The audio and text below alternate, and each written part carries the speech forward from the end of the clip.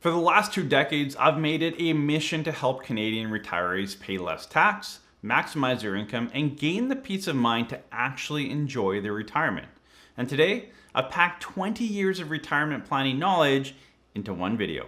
We'll cover the biggest CPP mistake most Canadians make, the RRSP meltdown strategy 99% of Canadians should use, how to maximize your TFSA in retirement, costly tax mistake most retirees make, psychological traps that quietly ruin your retirement, and much more. So let's get into it. The Canada Pension Plan is one of the most important assets for Canadians in retirement, but deciding when to start your pension can have a huge impact. And so in this video, I want to go over the biggest mistake most Canadians make when it comes to deciding when to start their CPP. And I'll show you the massive impact it can have on your retirement using our financial planning software. Now, as most of you know, starting your CPP, your Canadian pension plan, earlier than age 65, you are penalized for it. Every single month you take it before you turn age 65, the amount you receive will be reduced by 0.6%, meaning that if you take your Canadian pension plan at age 60, it's reduced by 36%. But of course, the argument is, I'm collecting that money for 5 more years, so I'm going to get more overall. Now, if you delay your CPP, your Canadian pension plan, all the way till 70, you get 0.7% more every month past age 65. So there's a penalty to take it early. There's a benefit to delay it. But of course, there's that gap of, well, I could be collecting it, taking that money, investing it, using it, whatever it is. So when's my break-even point? Now, in Canada, the average person takes their Canadian pension plan at age 62. So for most of you, you're taking it before age 65, taking that penalty and collecting a little bit earlier. Now again, I've talked about a lot here and I won't kind of hammer on this. I want to get to the key aspect of this video and the biggest mistake most of you make, and you're not even realize you're making it. We'll cover that here in the video and show you in the software. But the reality is, CPP is probably more of a psychological decision than a financial one. If it was truly a financial decision, the average age would be 70 or 69, because that's typically when it makes the most sense financially to take it. But because most people take it at 62, that right there tells you that it's more of a psychological or an emotional decision, which is totally fine. But today I want to talk about something else that I haven't talked about too much in my videos. I know I talk about Canadian pension plan a lot. It's a big piece of most people's retirement, and you need to know the nuances of it. And the break-even point is a big conversation, and that's what I want to talk about today. So what is the big mistake people make around their Canadian pension plan? Well, it's the break-even point. And there's a few flawed things that we forget to look at that are causing us to look at a break-even point that isn't realistic to what will actually happen. And so I want to break this down for you into 3 areas and then show you the software on what you should be doing. Again, I don't want to just tell you what you're doing wrong. I want to give you the tools and some steps to help you do it right. So let's jump into it. The first factor is underestimating your life expectancy. A lot of you have this emotional, maybe it's a health feeling of, I'm going to die early. Well, the reality is for most of you, if you're retiring between 60 and 65, you're going to live into your mid to late 80s. That's the statistics. A lot of us look at life expectancy based on birth. But you're not at birth anymore. You're at 60, you're at 65, you're somewhere in that age group. And that means you have to look at data of what's the life expectancy for someone my age. And for most of you watching this video, your life expectancy is going to fall anywhere between 85 and 90. So let's call it mid to late 80s. That is your life expectancy. And yes, maybe every male in your family or every female in your family has died at 64 and you're 62 and you feel like you have 2 years left on earth. The data shows that you should actually be using your family history a lot less than most of you are. You need to use general data. And again, we could have an argument on this all day, and I will do some future video on this in the not too distant future. I run the data points around this to really help you figure out, like, when should I be planning to? Because a lot of you that I talk to, you're using a life expectancy of mid-70s. And you're cutting yourself short, and you're doing a huge disservice to yourself saying that, well, I'm taking CPP at 60 because I'm going to die by 70. Well, that's probably not the reality. What happens if you do live to 85, 90, like your actual life expectancy? Can you afford that? Have you built that out? These are things you need to consider. So unless you have an underlying health issue that you've been told will probably shorten your life expectancy, don't expect a shorter life expectancy than what the average is. The second factor you need to look at, or a lot of people forget to look at, is the loss aversion bias. And this is really, when you're looking at a break-even point, it's loss aversion, meaning that, oh, I could have had that money had I started my CPP early, so I'm going to start my CPP early. It's a fear of like losing out on something. Now, when we look at the loss aversion bias, and a lot of you fall into this, we fall into short-term thinking. And when we fall into short-term thinking, we start making decisions only for the short term. And when we look at retirement planning, we need to look at both short-term and long-term. And that's why I always tell clients, like, we're gonna build out your plan for the next 2 to 5 to 10 years in that go-go phase of retirement, but also for 20 to 30 years. Because we want you to enjoy time now, have as much money as you can, but we also want you to be okay later. And we want to show you you're going to be okay later. Like, let's make sure you have enough money to put food on the table and put, a roof over your head later in life, and that's not going to impact you, but enjoy today. And so when you get into this loss aversion bias, what happens is we actually forget about the distant future. We think that's never going to happen, and the focus is today. And so for a lot of people, when we look at kind of break-even point and when to start CPP, we fall into this short-term thinking. The third factor, and to me, this is the biggest one by far, is silo thinking. And I talk about silo thinking a lot about on this channel. We talk about how many income sources and revenue sources you have in retirement. And CPP is just one of them. CPP, old age security, RRSP, TFSA, non-reg, pension. For most households, if you're a single person, you probably have 4 to 8 different income sources. If you're married to common law, you could have 12 to 20. Like, there's a lot of different income sources. Some you have to start right away, some you can delay. Some are taxable, some are not taxable. There's so many moving parts in retirement, and a lot of you get to that point and you start doing it and you're like, oh, Adam was right. Like, there is actually a lot of moving parts here.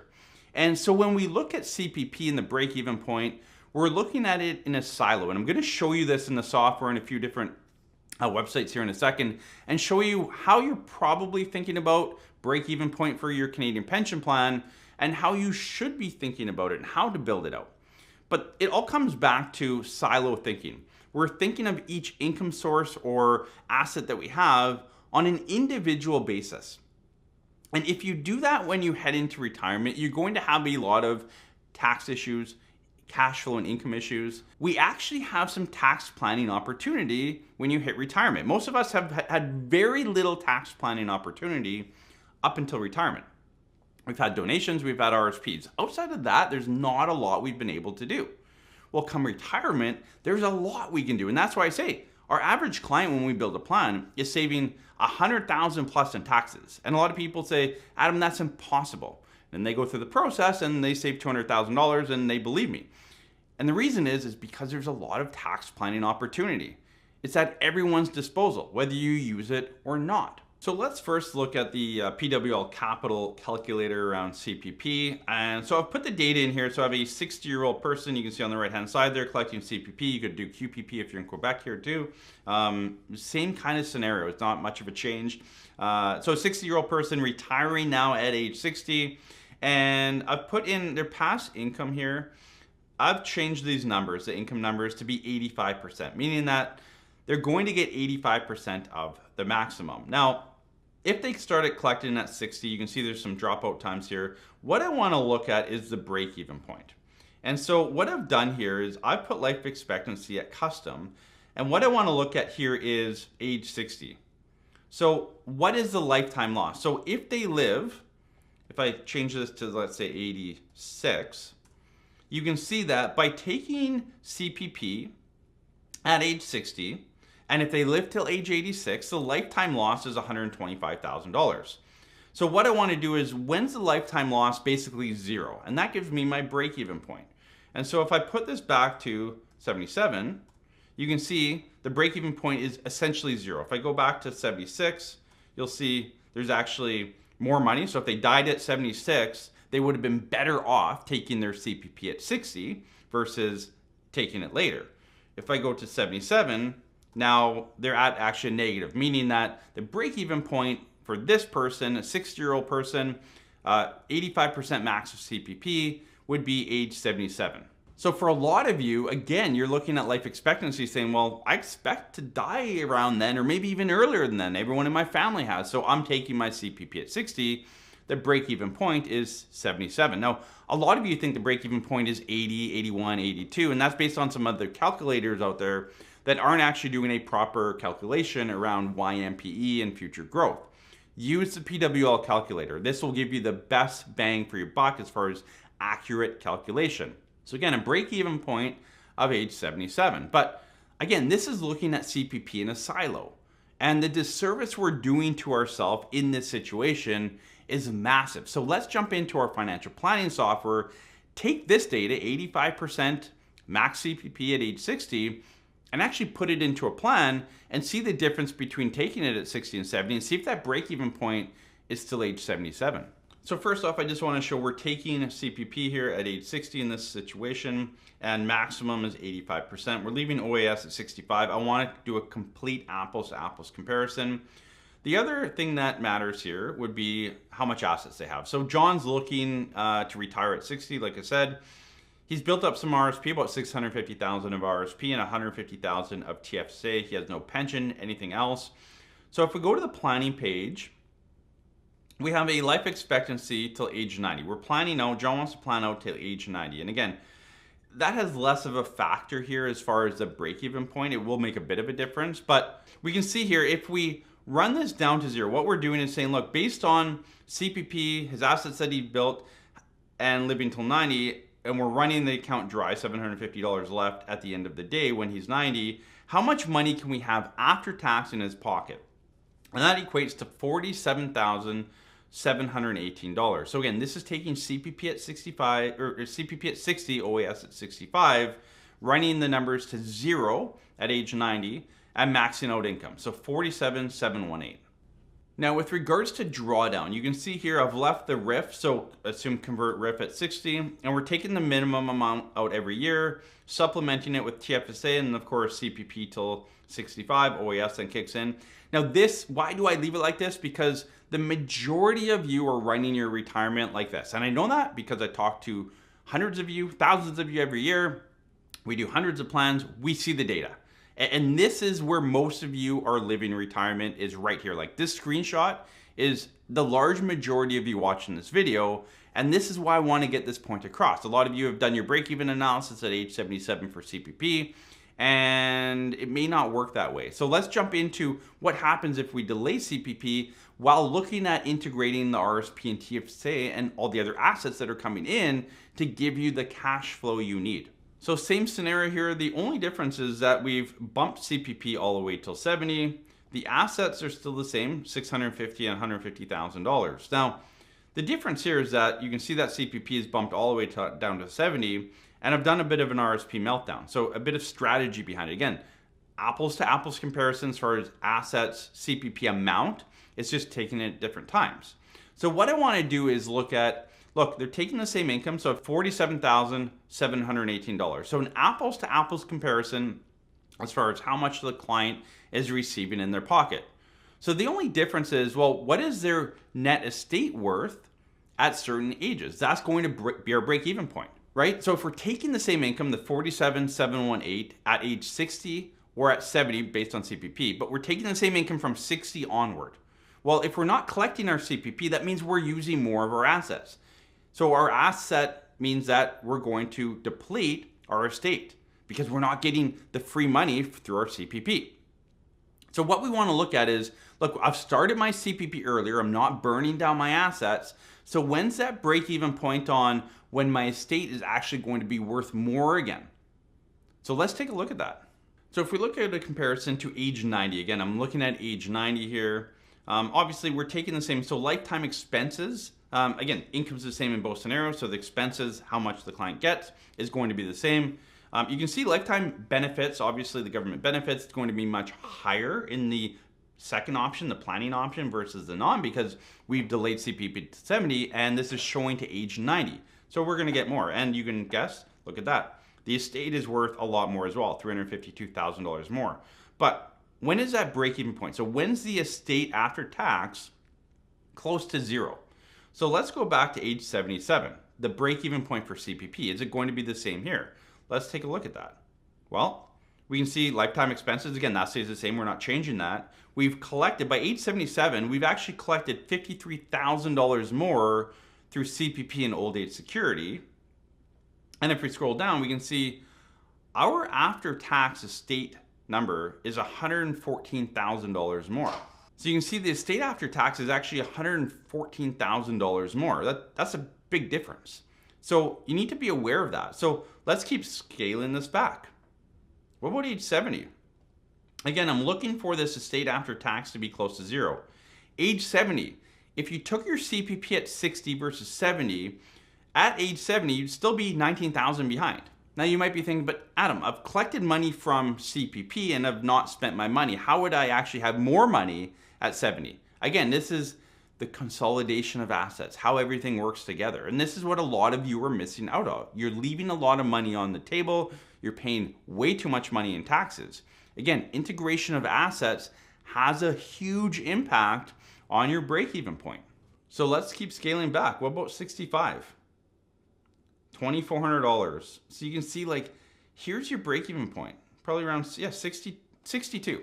So your break-even point is essentially when you start taking your CPP. Now, one thing I'll say here is if you melted down your RRSP a little bit better on when you took your CPP at 60, it would bump the break-even point a little bit later, but it's about late 60s, about 70, 71 at most. That's the difference. So yes, if you melt it down and do a bit of tax planning, but again, most of you are not doing that. So I wanted to compare an apples to apples scenario. Taking CPP at 60 and looking at this break-even point as a silo gives you age 77. If you integrate it into a plan and do some proper tax planning and making everything work together, your break-even point is probably actually in your 60s at some point. Everyone's situation is going to be a little bit different.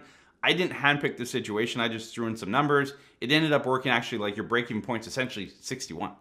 And I tried my best to not do that. But again, this is where I fall into the trap of, again and again, these things just work out this way, which tells me that there's better ways to do things and worse ways to do things. Again, when we look at the Canadian pension plan and the break-even point, stop looking at it as a silo. I see your comments all the time. You know, yeah, but my break-even point's this, so I took it at this time. Okay, but you haven't integrated your other assets. Unless you have no other income, like CPP is your only income, and that is for some of you, but that's a very small number. For most of you, you have other assets, other income sources that need to integrate into that. When is that break-even point? When's the best time to take it for me? How do I make sure I put the most amount of money in my pocket and not CRA pocket? If you've been saving in an RRSP and you're in or nearing retirement, you probably know that you have to convert your RSP to a RRIF, a retirement income fund, by the end of the year you turn 71. But should you wait until then or do it earlier? We've recently had a few people ask, what's the point of converting before age 71? So in this video, I want to walk through why, for 99% of you watching this video, it probably makes sense to convert your RSP to a RRIF right when you retire, and how doing it right away could help you avoid thousands in unnecessary taxes over the long run. So let's just first cover off, what is an RRSP? It's a registered retirement savings plan. When you retire, you need to convert it to a RRIF, a registered retirement income fund. It's basically transitioning the fund from a savings account to an income account. Now you're required to make this conversion from the RRSP to a RRIF by the end of the year you turn age 71, and in the year you turn 72, you have to start drawing out a minimum amount out of that account. And the idea is you've spent all these years saving up this account, they're going to now force you to start drawing it down. But the question remains, if you retire before 71, which is the majority of you watching our videos, should you actually convert your RSP to a RRIF when you retire, or at least prior to age 71? Now, when you convert or move your money from the RSP to a RRIF, you're not triggering a taxable event or really any changes other than the name of the account. Think of it like an umbrella. Currently, your umbrella is called an RSP, and all your investments or whatever you hold in your RSP lies under that umbrella. When you set up your RRIF, you're just removing that umbrella and putting a RRIF umbrella over it, but you're not actually triggering any sale or transactions or anything like that. So when you set up your RRIF at your financial institution that you work with, it's just a simple transition of all of those investment holdings that you have under your RRSP over to your RRIF. No taxable event, no fees, quite simple to do. Once you've converted your RRSP to a RRIF, whatever amount you have in your RRIF, the following year after you convert it, so let's say you're 60 years old and you convert your RRSP to a RRIF, the following calendar year, you're going to be forced to take out a minimum amount. Now that minimum amount is a percentage based on the year-end value. So at age 65, as an example, you're required to take out 4% of your account. So if you have $200,000 in your RRIF account, they're going to force you to take out $8,000. That's the minimum amount you need to take out. You could take out the whole $200,000, but you're forced to take at least that $8,000 out. Now you might be thinking, Adam, if I retire before 71 and I want money out of my RRSP, why not just pull it out of my RRSP versus converting it to a RRIF and doing all this work before I actually have to? Well, there's a few reasons why you want to do that. First off, many financial institutions actually charge a withdrawal fee on an RRSP because an RRSP is a savings plan, registered retirement savings plan. So if you take money out of there, there's often a fee, $25 up to $50 typically, to take money out. Whereas an income fund, a RRIF, there's no fee. So benefit number one is to avoid the fees. And if you're drawing a monthly or bi-weekly payment, that fee can add up very quickly. So that's reason number one. Now, reason number two is at age 65 onward, money that comes out of a RRIF account qualifies for the pension income tax credit. If you take money out of an RRSP, it does not qualify for that tax credit. The third reason, and for anyone that's married, common law, or can income split, your RRIF income, 65 and onward, can be split for income tax purposes. Where if you're drawing money from an RRSP, again, it cannot be split for income tax purposes. So there's three really good reasons why you might want to start looking at converting your RRSP to a RRIF even prior to age 71. So again, you want to keep in mind, a lot of you are not converting to a RRIF because there's a minimum amount you need to pull out. I had a conversation with a prospect today about that. And I said, look, don't be concerned about that because if you have a true good tax plan for your retirement, you will be pulling more than your minimum RRIF amount. Too many of you are waiting to pull money out of your RRSP. I would say every day I talk to somebody where it's like, yeah, I retired, I got my TFSA, I got some cash on the side. I'm going to live off that for the first 2, 3, 4, 5 years, and then eventually I'll touch my RRSPs. The reality is you're pushing a tax bill down the road. We live in a progressive tax system, meaning that you can earn a fair amount of money tax-free or in a very low tax bracket. And by having no income, you're not taking advantage of that. And so you actually want to trigger some taxable income. What we want to do, and I can tell a good plan from one thing, and that is, what is your average or effective tax rate through retirement? Is your average tax rate very level? And if it is, that's a good start to a retirement plan. Doesn't mean it's a perfect plan, but it's a really good start. Whereas if you have a roller coaster, zero tax rate, then a lot, then zero, then a lot, which I see quite often coming out of the financial institutions, it's typically a really bad plan, and you're actually cutting more checks to CRA than you should be. And we all want to pay less tax. Paying less tax typically means that money's coming back into our pocket to enjoy retirement. So again, you want to convert to a RRIF to start drawing income out, getting taxable income to smooth out your tax rate through retirement. And for a lot of you retiring before 71, the idea would be to delay CPP, and in that meantime, draw down your RRSP, draw down that RRIF account. So again, let's say you're 65 years old and you're not sure, should I start CPP, take my RRSP, where should I draw money from? But the concept here isn't just delaying your Canadian pension plan. It's, yes, delay it, but in that time, we've now given you 5 years to more aggressively draw down your RRIF account. Again, another reason to convert your RRSP to a RRIF, start drawing that down more aggressively. The benefit of that is by delaying your CPP, obviously you're getting a guaranteed 8.4% rate of return, something you can't find on the marketplace. Draw down your RRSP. So again, don't worry about that minimum amount. Don't worry about a 4% rule or anything like that. You want to convert your RRSP to a RRIF. 99% of you watching this video, if you're retired and you have an RRSP, you should be converting to a RRIF and start drawing that down more than the minimum amount. That's going to be a great tax plan for a lot of you, most of you. Again, what that amount is, speak to your financial planner, sit down with them, create a really good tax plan for your retirement. And converting RSP to a RRIF and drawing it down and using tax efficiency and leveling out your income in retirement is a big part of that. Now, to be clear, when you pull money from either an RSP or a RRIF, that money is taxable. So if you take $8,000 out of your RSP, that's $8,000 of income for this year. Same with a RRIF, $8,000 of income. So it's taxed the same. Now, where it differs is what's called withholding tax. Now, many of you think withholding tax is a penalty or an additional tax. All it is tax withheld at source that will be used to credit when you file your taxes. Think about it when you worked. You collected T4 income. You got your paycheck every 2 weeks, but guess what? They took off tax. When it came tax time in April and you filed your taxes, they said, look, you made X, but you've already prepaid this amount of tax, so either you get a small refund or you might owe a little bit of money, but all you're doing is prepaying some tax. That is withholding tax. And when you pull money from an RRSP, there is a withholding tax depending on how much you pull out. So the first $5,000 has a 10% withholding tax. From $5,000 to $15,000 has a 20%. And if you pull more than $15,000 out of your RSP, there's a 30% withholding tax. Again, this is not a penalty or anything like that. This is just, I take $15,001 out, they're gonna withhold $5,000. I'm going to collect $10,000, but at tax time, it's gonna show I earned $15,000. I've already prepaid $5,000 in tax.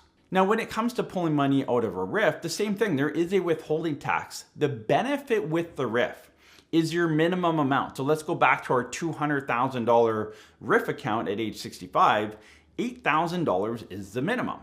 So on the minimum amount that you pull out of a RRIF, there's no withholding tax. You can pull that out with any withholding tax. Now, it's still taxable income. You will have to pay tax on it. It's not tax-free money, but you get more in your pocket up front. So again, if you were to pull $15,001 out of your RRIF account, the first $8,000, there's no withholding tax. On the next $7,001, there'll be a 20% withholding tax, so about $1,400. So now, instead of having $5,000 withheld, you only have $1,400. That means there's a lot more money up front in your pocket. Now, you always have to be careful of how much tax you actually owe. Work that out with your financial planner, because again, if you owe much more than $1,400, but that's all that's being withheld, you may have a big tax bill at tax time. But on the surface and money up front, it makes a big difference RRIF versus RSP. So again, no withholding tax on the minimum RRIF withdrawal, whereas there's withholding tax on the full amount from $1 of an RSP.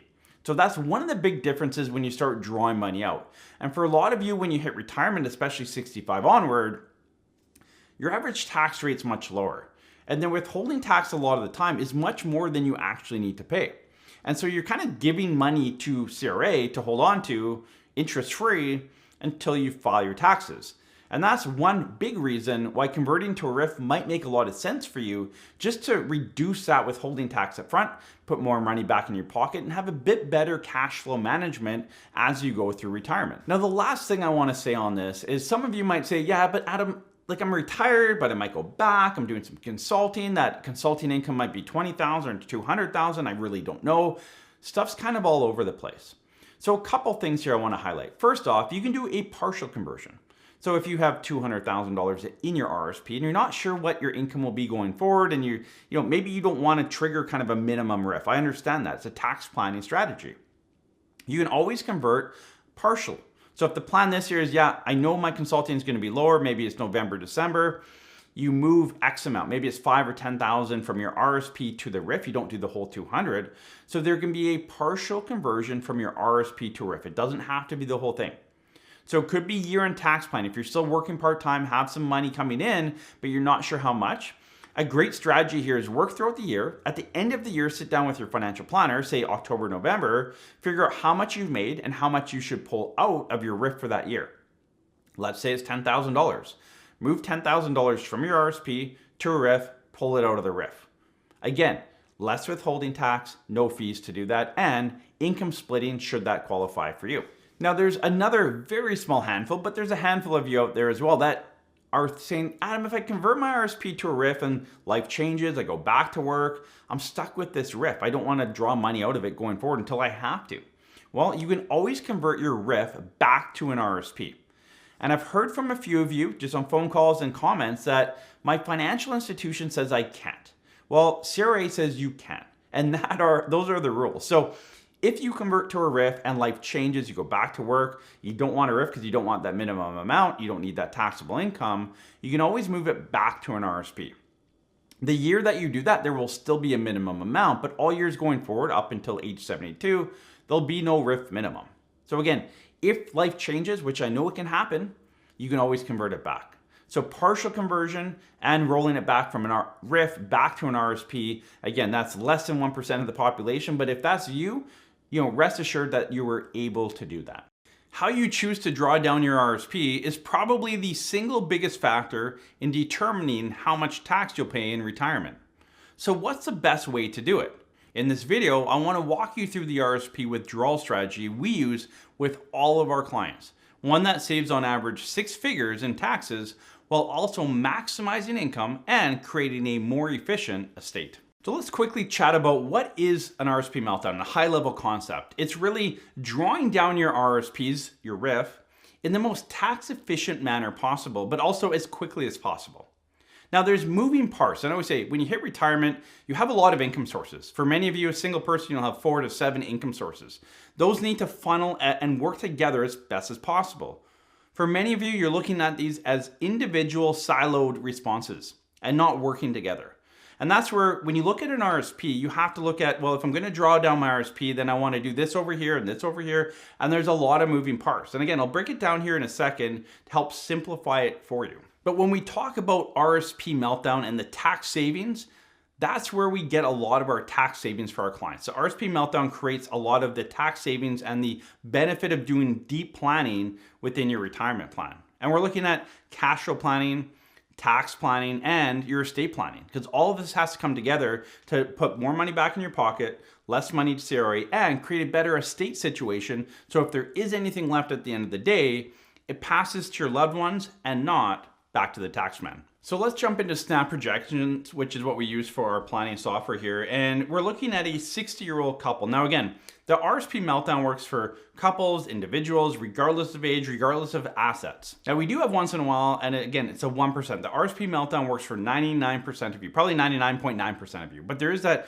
0.1% where an RSP meltdown may not work. But again, work through it with your planner to see if you're that. But for the majority of you watching this video, the meltdown is going to make a lot of sense within your overall cash flow and tax planning. So John and Andrea are a 60-year-old couple. John has some assets here, RSP worth $250, a TFSA worth $50. Andrea's RSP is a little more at $450 and a TFSA worth $75,000. They have government benefits, 85% of max for both of them, but they both decided to take it at 60. And this is a real life client of ours that we came into, we started working with, and just kind of built out their current plan. And then again, we'll show you here in a second what we built out for them and just the benefit of the RSP meltdown. So based on this, if we go back to a combined view, we'll see that as they draw down their accounts, to get to zero at the end of the day, which is age 90 for them, they're able to draw about $66,221 after tax in their pocket. Now for John, he has his CPP starting. His old age security will start at 65. He has some money coming out of his RSP, TFSA, and it's a great situation because he has zero tax for the first 3 years of retirement. And this is when John and Andrea came to us, this is the highlight that they kept pushing. Like, hey, we have a great plan. We're not paying tax for 3 years. Like, we are winning, CRA is losing. Andrea has a very similar structure in that she has her CPP, OAS at 65, and again, depleting the TFSA and then using the RSP. Because her RSP is larger, it lasts for longer, but the concept's the same here. Again, zero tax paid for the next 3 years. And as we met with John and Andrea, they were ecstatic. Again, zero tax for 3 years. They had been paying a lot of tax, making some decent income, and they were happy to finally hit retirement and get a break on taxes. But what we quickly explained to them and showed them in the software, which will pop up here in a second, in that paying zero taxes is not a good thing. Having a bit of a roller coaster on your tax bill in retirement typically will follow more taxes being paid. So if you really want to reduce the tax bill through your retirement, and this could be to age 70, 75, 80, 85, 95, pick an age, you want to level it out as fairly accurately, as fairly closely as possible. So if you can create your average tax rate to be within 2 or 3%, you're going to have a much better plan. And within that, you need to do the RRSP meltdown and look at if that makes sense for you. Some other issues within John and Andrea's plan that we saw were that, again, their tax bill is 0, then it's up to 12, then 8, then 5. It kind of levels out at 5 throughout, but really choppy early on. We also are depleting the TFSA accounts really early. So after those first 3 years, there's very little to no flexibility in if they have an expense, a larger expense, they're going to have to pull it from their registered account, which is not a great situation to have.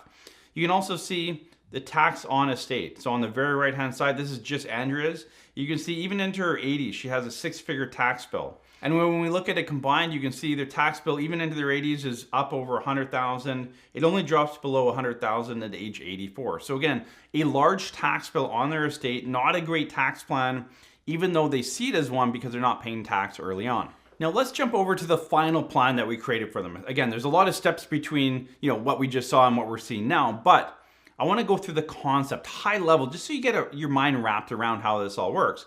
So we can see the RRSP for John's the same, TFSA is the same. Andrea, again, I'm showing you this to show that nothing else has changed. I literally just copied this and built it out properly. So the one thing we've done here is CPP at 65 stays the same, 85%, but we've bumped CPP to 70.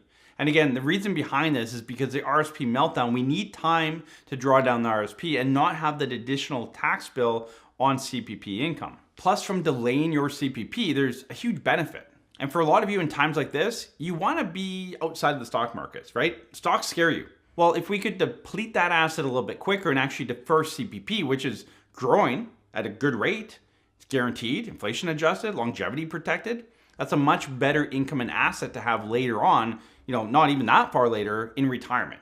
So if we can draw down your RRSPs earlier that have longevity risk, inflation risk, rate of return risk, all of that, if we can kind of deplete that earlier and build up something better for later, mid to later, that's a much better situation. And that's what we did for John and Andrea here. So you can see for Andrea, what we've done is we've delayed the CPP to 70, which you can see there. OAS, we left at 65 for her. And the RRSP, we convert to a RRIF at 60 and start drawing it out. And you can see there's about 30,000 for the first 5 years or so. Then it ramps up to 42,000. Once she hits 65, there's more tax credits. And what we're looking at here is this effective tax rate. You can see her effective or average tax rate stays very consistently within about 2%, all the way until her RRSPs melted out at age 78, 79. So again, a really good, solid, consistent average tax rate, which is what we're looking for in the plan. You can see her TFSA, while we're dipping into it the first 5 years, there's still a little bit in it. It never goes away altogether in this scenario. But again, let's look at John and what happens on his side. So on John's side, again, we've delayed CPP for him as well, and we've melted down that RRSP before his CPP actually kicks in. If we look at his effective tax rate, not only is it very level, but it's within the same range, 7 to 9%, that Andrea has. So not only are they both level individually, but they're very accurate with each other as well. And again, that's sometimes harder to do before age 65 due to no pension income splitting. His TFSA is in a much better situation, just haven't pulled as much from there. And so, between the two of them, they have $20,000, $30,000, $40,000 or more sitting in the TFSA at all times, which creates that flexibility that they're looking for in retirement. And if we look at their tax on estate, you can see by the time they're age 80, there's zero tax left on their estate. So a much better tax situation. Previous situation, they had $161,000 left in taxes. This one, they have zero. And I'll cover off net estate here in a second to show you what the net benefit is as well. Now, if you haven't noticed already, and hopefully you have, because I show snap projections quite often on this channel, but you can see their real income. So their after tax in their pocket income was just over $66,000. In this situation, we haven't added any more assets in, haven't changed life expectancy, nothing. All we've done is the RRSP meltdown. We've grinded down that RRSP earlier, leveled out the tax bill, delayed CPP as part of that RRSP meltdown. We've bumped their income up to $73,224. So we've increased their income by just over $7,000 a year, adjusted to inflation after tax. So over 10% bump in income. That's massive amount of money. No, we'll do an apples to apples comparison and show you some different ages, because a lot of you are saying, yeah, but if they die at 75, 80, they would have been better off. And I'll show you that here in a second. But the reality is they have $7,000 more after tax to spend. And for John and Andrea, they were looking a bit over $70,000 to be able to retire. And again, we haven't added anything in here. We've just taken everything that's in this funnel and made it work together, made it work better. Now, again, I see a lot of videos out there and chit chat around there around the RRSP meltdown of, you take money from here and you borrow and you tax deduct the interest and this and that. And it's super complicated. In fact, one of the strategies out there, basically 3X's your investment. So the advisor who's managing your money, in theory, has 3 times the investments to manage. Thus, he tripled his income off of your portfolio. Again, it's leveraging, it's moving over here, it's borrowing against this. He's just puffing up your account value to get more fees. I'd rather keep it simple, and simple works. And we do this, hundreds of times a year for clients. We know it works.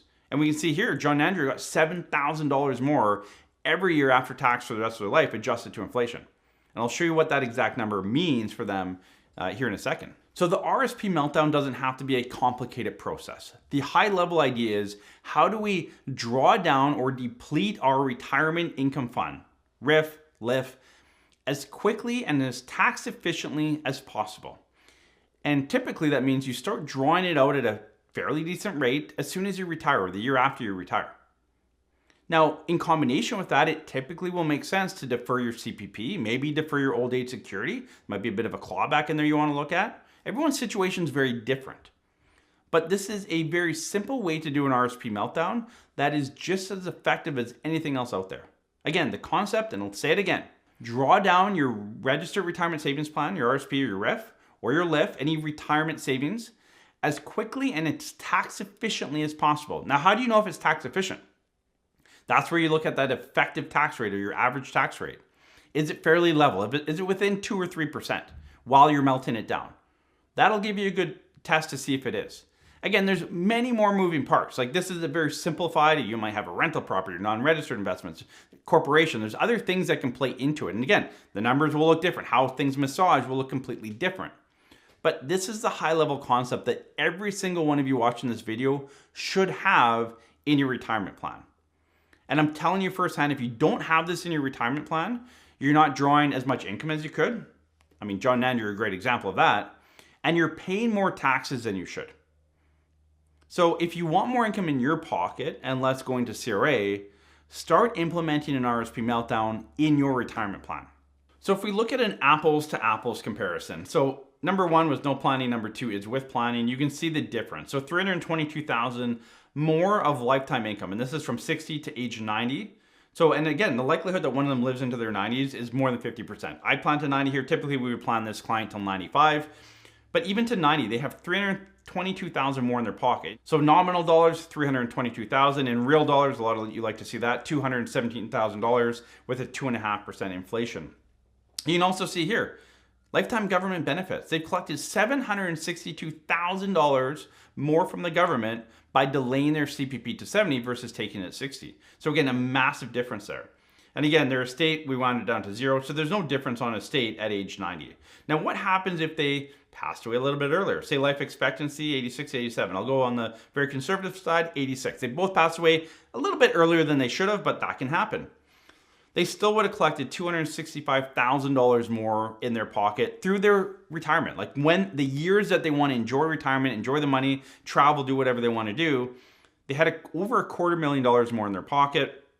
They collected more than $500,000 more from CRA in this case, or from the government in CPP and old age security. And the estate is worth $91,000 less. So in this case, yes, their estate would be worth $1.5 million versus $1.6 million, so about $91,000 difference. But they've collected $265,000 more while they're alive, while they're enjoying retirement. I would say that's an absolute win. If I scale it back one more time here, age 80, you can see still $190,000 more in their pocket, $234,000 more in CPP and OAS payments. Less estate, $159,000. But again, are you looking for a better estate or more cash flow while you're alive? For John and Andrea, this is what's important. And again, this is where everyone's situation is different. Maybe it's a bit of a combination between the two. And that could be your scenario where you're saying, look, Adam, I do want more money, but maybe not the full 73. I want 70. and to create a bit of a better tax situation around my estate.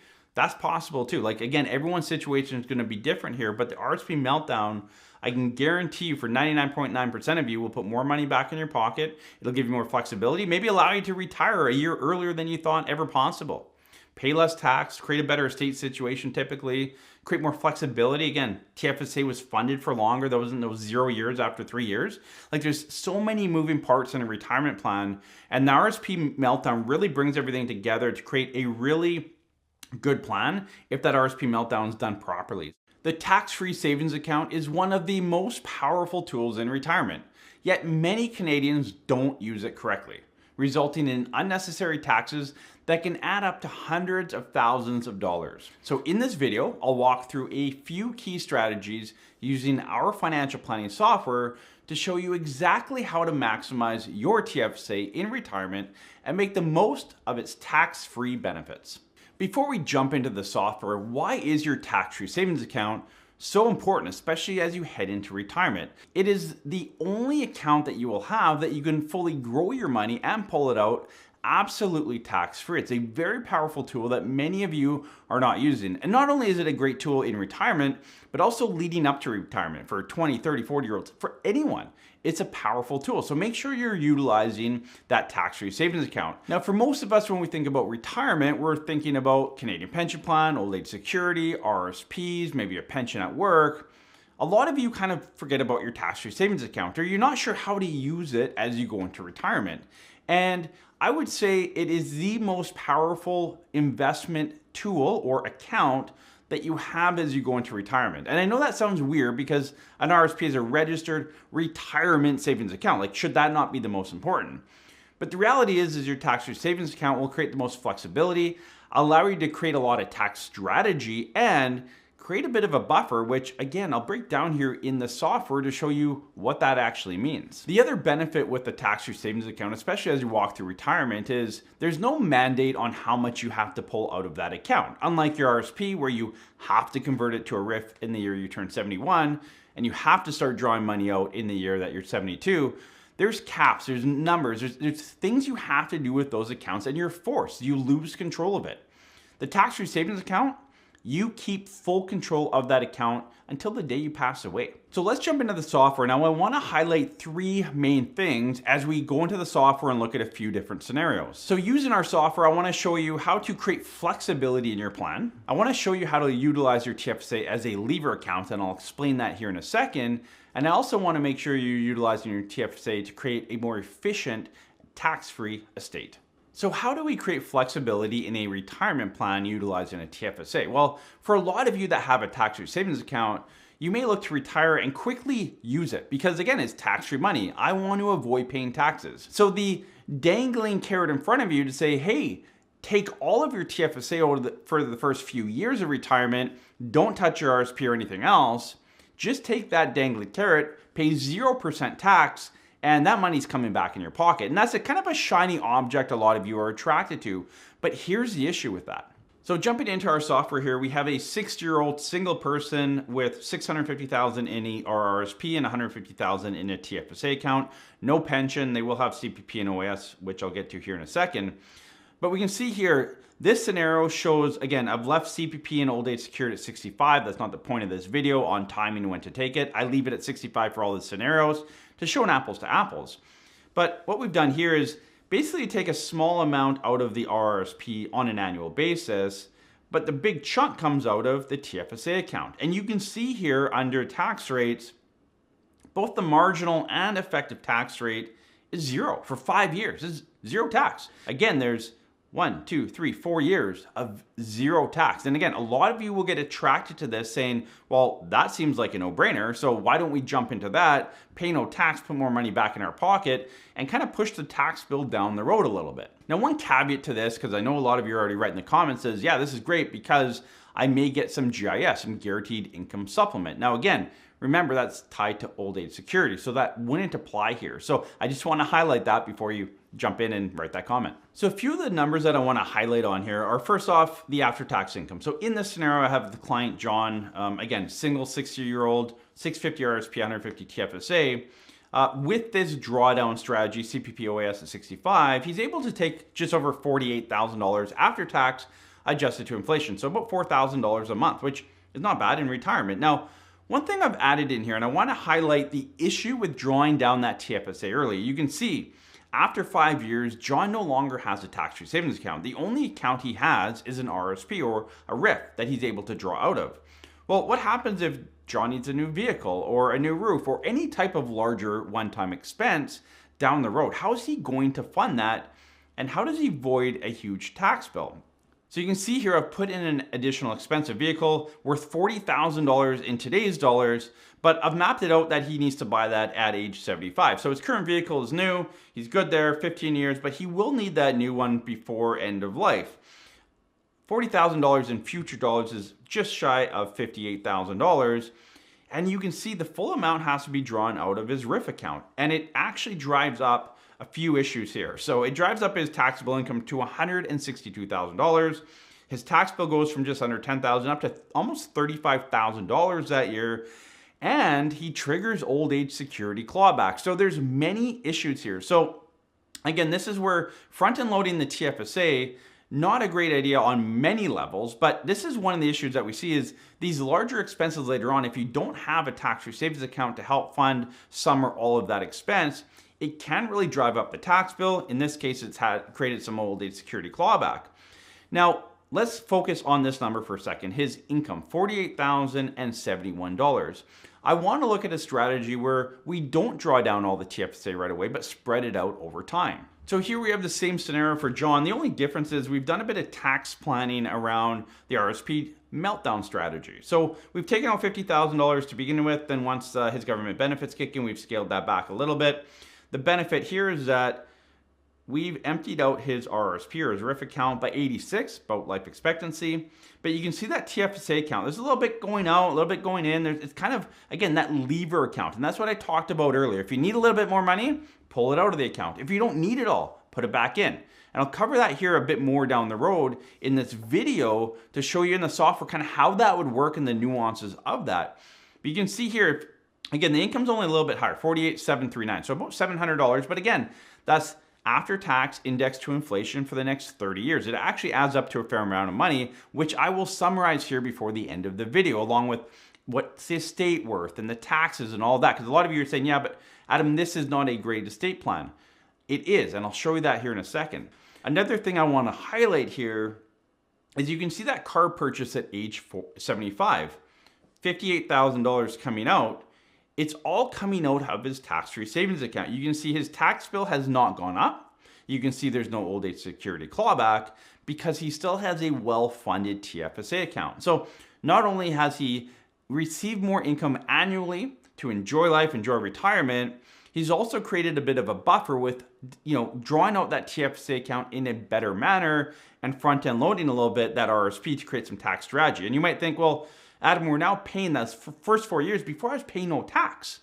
And now I'm paying tax. Like there's no way that this is a better plan. Again, I'll jump into the taxes, estate planning, all of that here in a second and do an apples to apples comparison.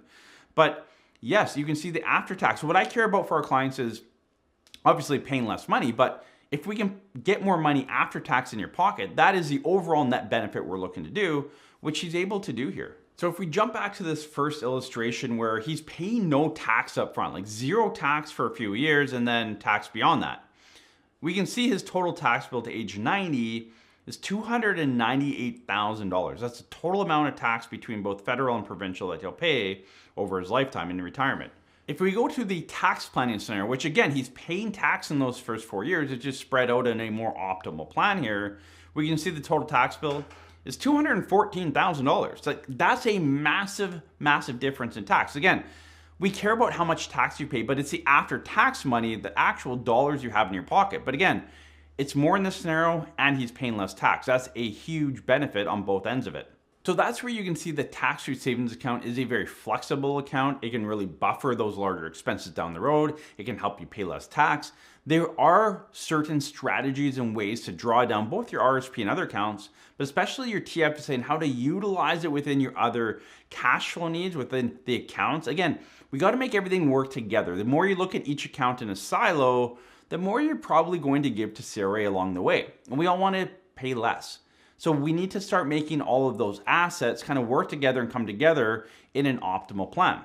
Now let's jump back to the lever account. And the lever account again is if you need a little bit more money, you pull it out of there. If you don't need as much, you leave it back into there. And a TFSA is a great lever account. If you have a non-registered investment account as well as a TFSA, it could be your non-registered account as well, depending on the structure and tax liability and all of that. But in this video, let's focus on the TFSA because that's the majority of you. You have an RRSP and maybe you have a TFSA that we want to fund and use as a lever account. And so I want to show you in the software how this could work for you. Like how does it play out in real time in retirement and how we see it with clients and how it should work for you as you work through your plan with your financial planner.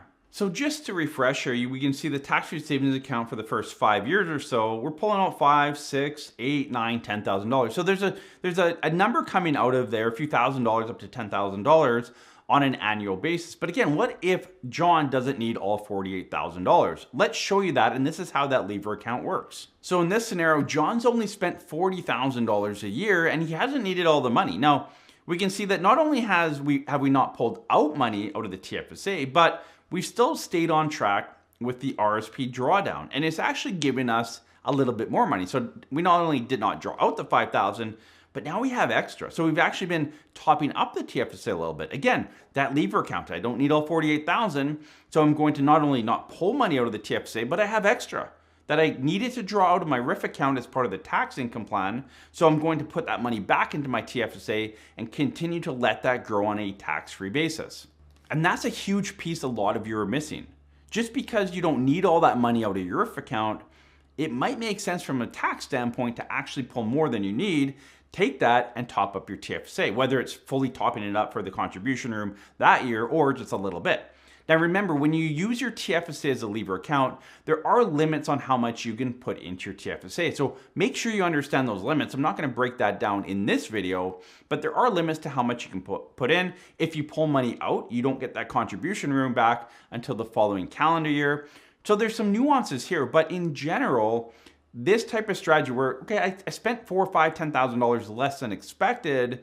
I have a little bit of extra, where do I put it? Typically back in your TFSA account is a great way to do it and allows you to build that money, maybe use it in a future year where you have a big travel plan. Again, a lot of you may not spend kind of the same amount of money through retirement. There might be a few years where it bumps up. You have a big travel or whatever it is, and in between years are a bit lower. So this is very realistic what we're looking at here on how you're probably going to live your retirement. One of the other huge benefits with a tax-free savings account is your estate planning. Now I get it. You might be one of those people who says, Adam, I'm dying with zero. I don't even care about my estate. But for the reality for most of you, you either do care about your estate or maybe your plan is to die with zero, but no one has that watch that's going to tell us when we're going to pass away. It would be nice maybe for some of us, but we don't have that watch. So you don't know when you're going to die. So it's impossible to die with zero, which means that hopefully you die with something so you don't live on the street at the last few days or years or months or whatever it is of your life. So if you have something left, I assume you want to give it to kids, loved ones, family, charities versus CRA. Like there's two options you can give it to. People you want to or organizations that you want to give it to or CRA. And if you do nothing, a lot of that money will go to CRA. If you draw down your TFSA early, a lot of that money will go to CRA.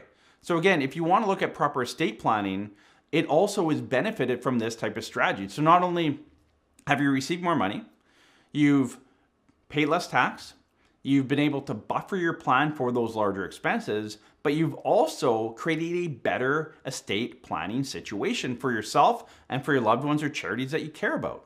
So let's jump back to the very first example where we were drawing down our TFSA a bit more aggressively. Only spending, you can see here, I've left it at $40,000 a year because I want to build up a bit of an estate. I don't want to burn down all the money that they've saved up and show you the impact that it has. Now, in this case, we're burning down the TFSA, RSP as needed. And then actually later on in life, we actually have a little bit more money. So we start building up that TFSA again. So that's what it will look like. But again, estate before tax and tax on estate, you can see in the very bottom there, and I'll highlight that here in a second. John has over $250,000 in estate tax at age 90. Not a great situation to be in. If we go back to the same scenario, but again, look at planning. So again, the RRSP meltdown, utilizing the TFSA a bit more efficiently, we can see because the TFSA is being grown over time, the RRSP is dwindled by age 86, we can see here by the time that he's 85 years old, there's essentially no estate tax. So a much better position. Again, that's estate tax, but what's the actual estate worth? Let's do a comparison.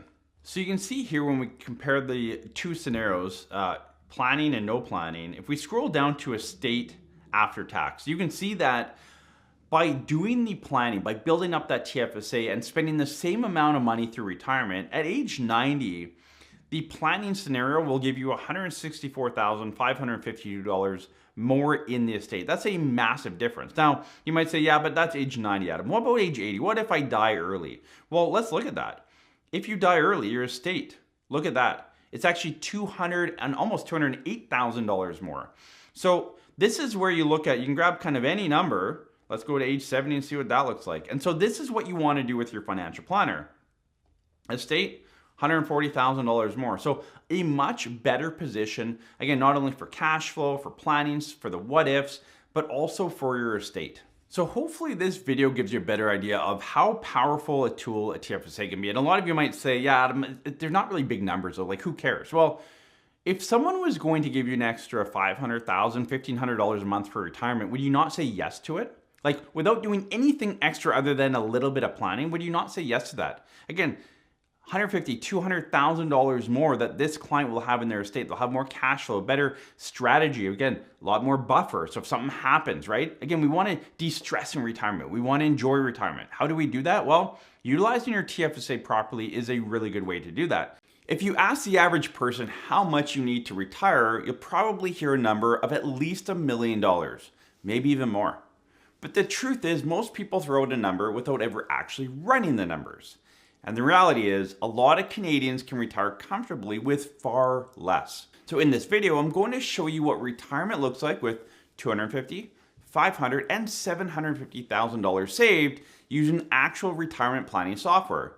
And I think you might be surprised how much you can spend at each of these different levels. Now, to be fair for everyone watching this video, I'm going to run through a scenario around couples first, and then I'm going to cover singles, so that no matter what situation of life you're in, you have a clear understanding of the difference between saving $250,000, $500,000, $750,000. What does that impact on retirement for you, either as a couple or two-income family, or as a single person? It's a drastic difference, so stay tuned for that. So I'm going to keep the scenario the same for every single option here, except for changing from couple to single and changing the amount of assets. But we have a 65-year-old couple entering retirement. They plan to take their Canadian pension plan, their CPP, at age 70, their old age security, their OAS, at age 65.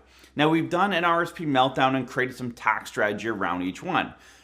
Every single situation, their goal is to spend as much as possible.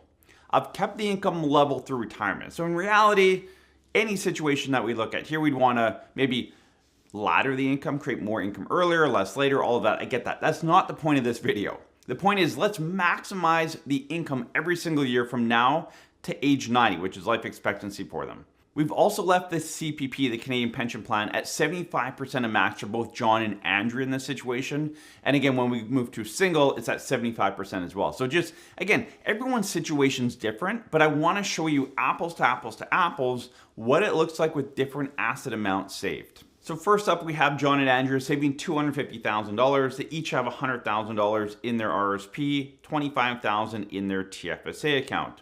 Again, if we go back to a view here, we'll just look at John's quickly. You can see I've melted down the RRSP as efficiently as possible. That retains as much TFSA during their retirement, creates some more tax efficiency there. Now, if we look at a combined income, so this is a couple here in Canada, a basis in BC, so every situation's in BC. Again, the province or territory you live in will adjust the numbers a little bit as well.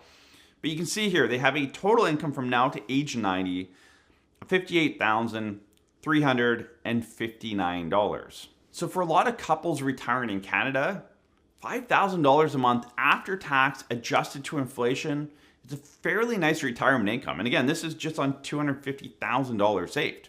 Now again, if you live in BC and Ontario, $5,000 a month, you might be scraping by. but you could probably still enjoy retirement. Other provinces, maybe you have a bit more flexibility there. Again, it depends where you live, what your lifestyle is, a lot of that. But at the end of the day, we do thousands of retirement plans, $5,000 a month, $58,000 a year, roughly $5,000 after tax in their pocket for spending and adjusted to inflation. That's a nice retirement income. Now, what if John and Andrea were able to save double that amount and get to $500,000? So again, $200,000 each in their RRSP, $50,000 in their tax-free savings account. Again, going back, I won't dig into the details here, but going down the RRSP meltdown, creating tax strategy, all of that. But if we look at a combined view, we're looking at a total income after tax adjusted to inflation of $69,000 every single year. So a lot more money. Again, we've gone from $58,000 up to $69,000. So about $11,000 more on an annual basis adjusted to inflation. This would put John and Andrea in a situation where they have a fair amount of money for retirement. So again, $70,000 a year. If we scaled that, we could probably get it close to $80,000 earlier in their go-go years. That's a nice income, $6,500 a month. It'll allow to, pay their lifestyle, pay for some travel or whatever their hobbies are. So again, even on $500,000, which again, it's a lot of money, but again, a lot of you have this mindset of, well, we need $1 million or 1.7 million. Again, we did a video on that a couple years ago. It was a very hot topic. You probably don't need that much. Again, if you have a really high burn rate, you're going to need more money. But for your average Canadian, that whole $1 million, $2 million number, I think you can throw that out the window. Let's take a look at 750, like another 250. How much more does that add for income? And then we'll take a look at singles as well. So back to John and Andrea here again, 750 combined saved, 300,000 each in RRSP, 75,000 each in their TFSA account. And we can see here combined income just under $80,000. So about $10,000 to $11,000 more. So we can surmise here that John and Andrea, for every $250,000 that they save based on their age and life expectancy and all of that, they're looking at about $10,000 to $11,000 more after tax adjusted to inflation every single year for their retirement. So if they were in a situation where they were maybe 65, they weren't sure if they wanted to retire, what is the benefit of working a little bit longer? What if we worked 5 more years till 70 and saved up some more money? Like, these are the things you want to talk about with your planner. Like, every year I work, how much more am I adding to my retirement bucket? Not from a dollar perspective, but from an income perspective. So if I work another year and delay taking my money out, also able to maybe save a little bit of money, am I going to have an extra $2,000, $5,000, $10,000 a year in retirement? Like, what is that number? And then you can work backwards and say, is it worth it? Is it worth working that extra year to have that little bit more money in retirement? Or maybe it gets you over that threshold that you need for retirement. Again, this is a very basic example, but I want to show you how we can walk through different asset amounts, how it affects total retirement income. And again, I've kept it very basic here. Husband and wife, they have the exact same amount of assets. Now, 65 plus, they can split the RRIF income. But if you're talking about retiring at 50, 55, anything before 65, and most of your income is coming from registered accounts, RSPs, etc., are they fairly level? Are you able to kind of draw them out in an equal manner? Or is it very heavily weighted to one person and you can't income split before age 65? So there's a lot of variables and factors that come into planning, how much income. You could be retiring at 55 with double the amount, but have less income. Again, all of this matters. So you need to make sure you take your unique situation, put it into software like this, and make sure you understand how much income you can have for retirement. The point is, though, you may not need as much as you think you need. And that's why I encourage you, go get a retirement plan done 5 years before retirement, even up to 10 years potentially. We've had some clients about 10 years out, they get a plan, and retirement ended up being 3 to 5 years out. So again, if you have a good nest egg, but you feel like you're still a lot of years away, maybe you're not. So again, 3 to 5 years is ideal, up to 10, great. But get a plan years before you retire. And it'll do two things. It'll give you confirmation of, no, I can actually maybe retire earlier, but it'll also show you when you can retire. Every extra dollar you have between now and retirement, where should you be saving that to maximize both the taxes now, but also create the flexibility as you enter into retirement. A lot of you are just plugging away at a certain account, RRSP, TFSA, whatever it is, but you're not creating that flexibility, the tax efficiency for retirement. So there's this kind of ebb and flow kind of pre-retirement and into retirement to figure out where do we actually save the money to make sure that it maximizes both today, but also for future me as well. So let's jump into John. John does not have Andrea anymore. It's just John, single person. We've left it at the $250,000. So he has $200,000 in the RRSP and $50,000 in the TFSA. So the exact same asset base as John and Andrea had, but when it's just John, it's much different.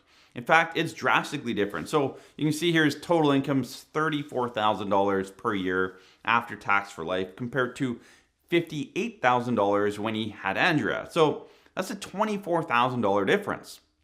Now, if we look at a percentage, right? We always talk about, well, singles, they need less, typically 70, maybe 80% of the income. Well, in this case, John would only have 59% of the income he would have had as a couple with the same amount of assets. So this would say, well, John either is going to have just less income in retirement, or he needs to work a little bit longer to save a little bit more to get up to that 70 to 80%. If we look at John with $500,000 saved, again, his income was $69,000 with Andrea, but now it's down to $45,000 as a single person with the same amount of assets at $500,000. Again, a $24,000 reduction.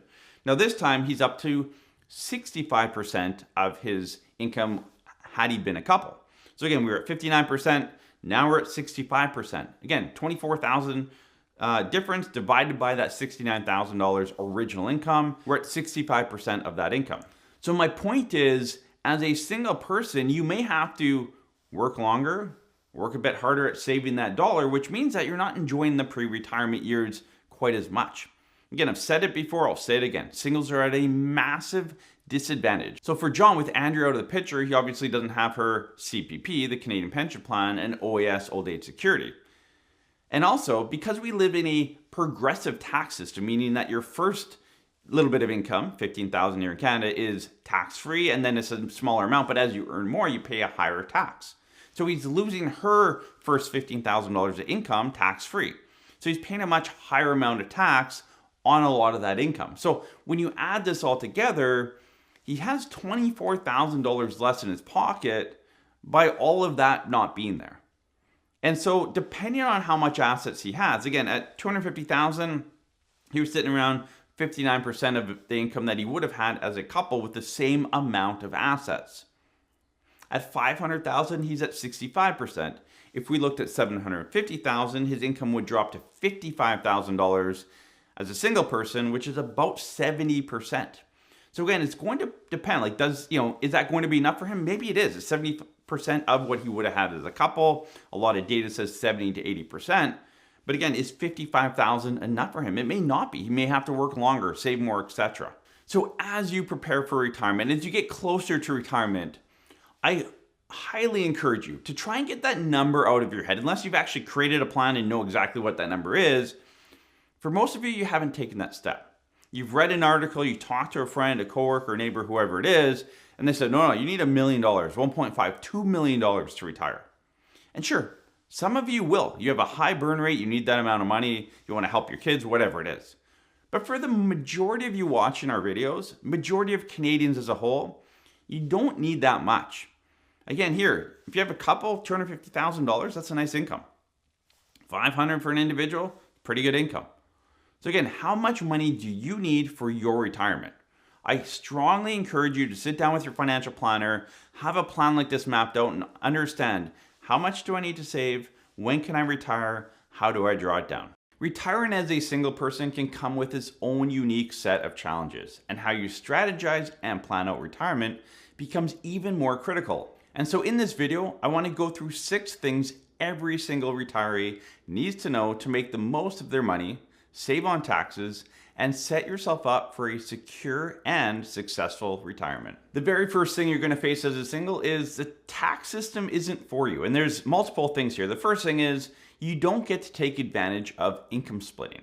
And so when you hit retirement, there's a lot of different types of income sources that you could split with your spouse or common law partner if you had one. Obviously, that's not an advantage to you. So that's a huge disadvantage that a lot of people miss out on. Now, again, all of that income you're drawing in is all taxed in your hand. If you had someone else beside you with not a lot of income, you could shuffle that off. we live in a progressive tax system, meaning that the more money you make, the higher percentage of tax you pay on those higher amounts. So again, if we were able to shuffle off some of the higher amounts to someone with very little or no income, they're going to pay smaller amounts of tax. So you're at a huge disadvantage there that you don't get to take advantage of. Now, I think eventually there needs to be some equalization here where if you're single, there's a bit more of a credit there or a tax break or whatever it is. There's many ways that CRA could set this up, but for now, there's no income splitting opportunity. And when something's against you, you have to try and flip it and make the best of it. And so when we talk about like the RRSP meltdown and just the money movement of RRSP, so when you hit retirement, your RRSPs convert to RRIF, how you draw that out, how you utilize a TFSA. And I can say firsthand, the way we build plans for singles can often be very different than couples because there's only one TFSA account. We can't deplete it too quickly. We got to be careful how we manage it. You always want to be, like I said in my intro, you want to have security in retirement. Again, there's no one else to lean on financially through your retirement life. And so as you build out your plan, you want to create tax efficiency with the drawdown between all of your different investment accounts. But you also want to look at, am I secure? If something happens, do I have a bit of a nest egg that I can lean on and not drive up a huge tax bill? And so as you build out your retirement plan as a single, always make sure A, you have great tax strategy, but B, you create that flexibility. And that flexibility is usually making sure you have some sort of TFSA or other liquid type of cash or investment available to you should something happen. The second thing when you're single is you only have one set of government benefits. So you CPP and OAS. So your Canada pension plan, obviously you only have one, and that's based on how much you've paid in. So if you've been single and you've been working your whole life, you could have a decent Canada pension plan benefit. Old age security is based on how many years you're in Canada here. But again, only one CPP, only one OAS. And this means that timing around when you take these is so important, and you need to make sure you run all the different numbers. Now, typically the conversations we have with our individual clients is this.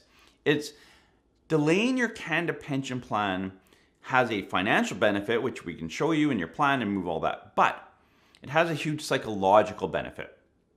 A lot of people as they age, especially single women, as they age, they worry about, well, there's no one here to take care of me. I want to make sure I'm secure. Again, going back to the intro. How do we create security later on in life? Well, we can defer your CPP all the way to age 70. We're going to get a larger guaranteed index to inflation. It's a bulletproof income.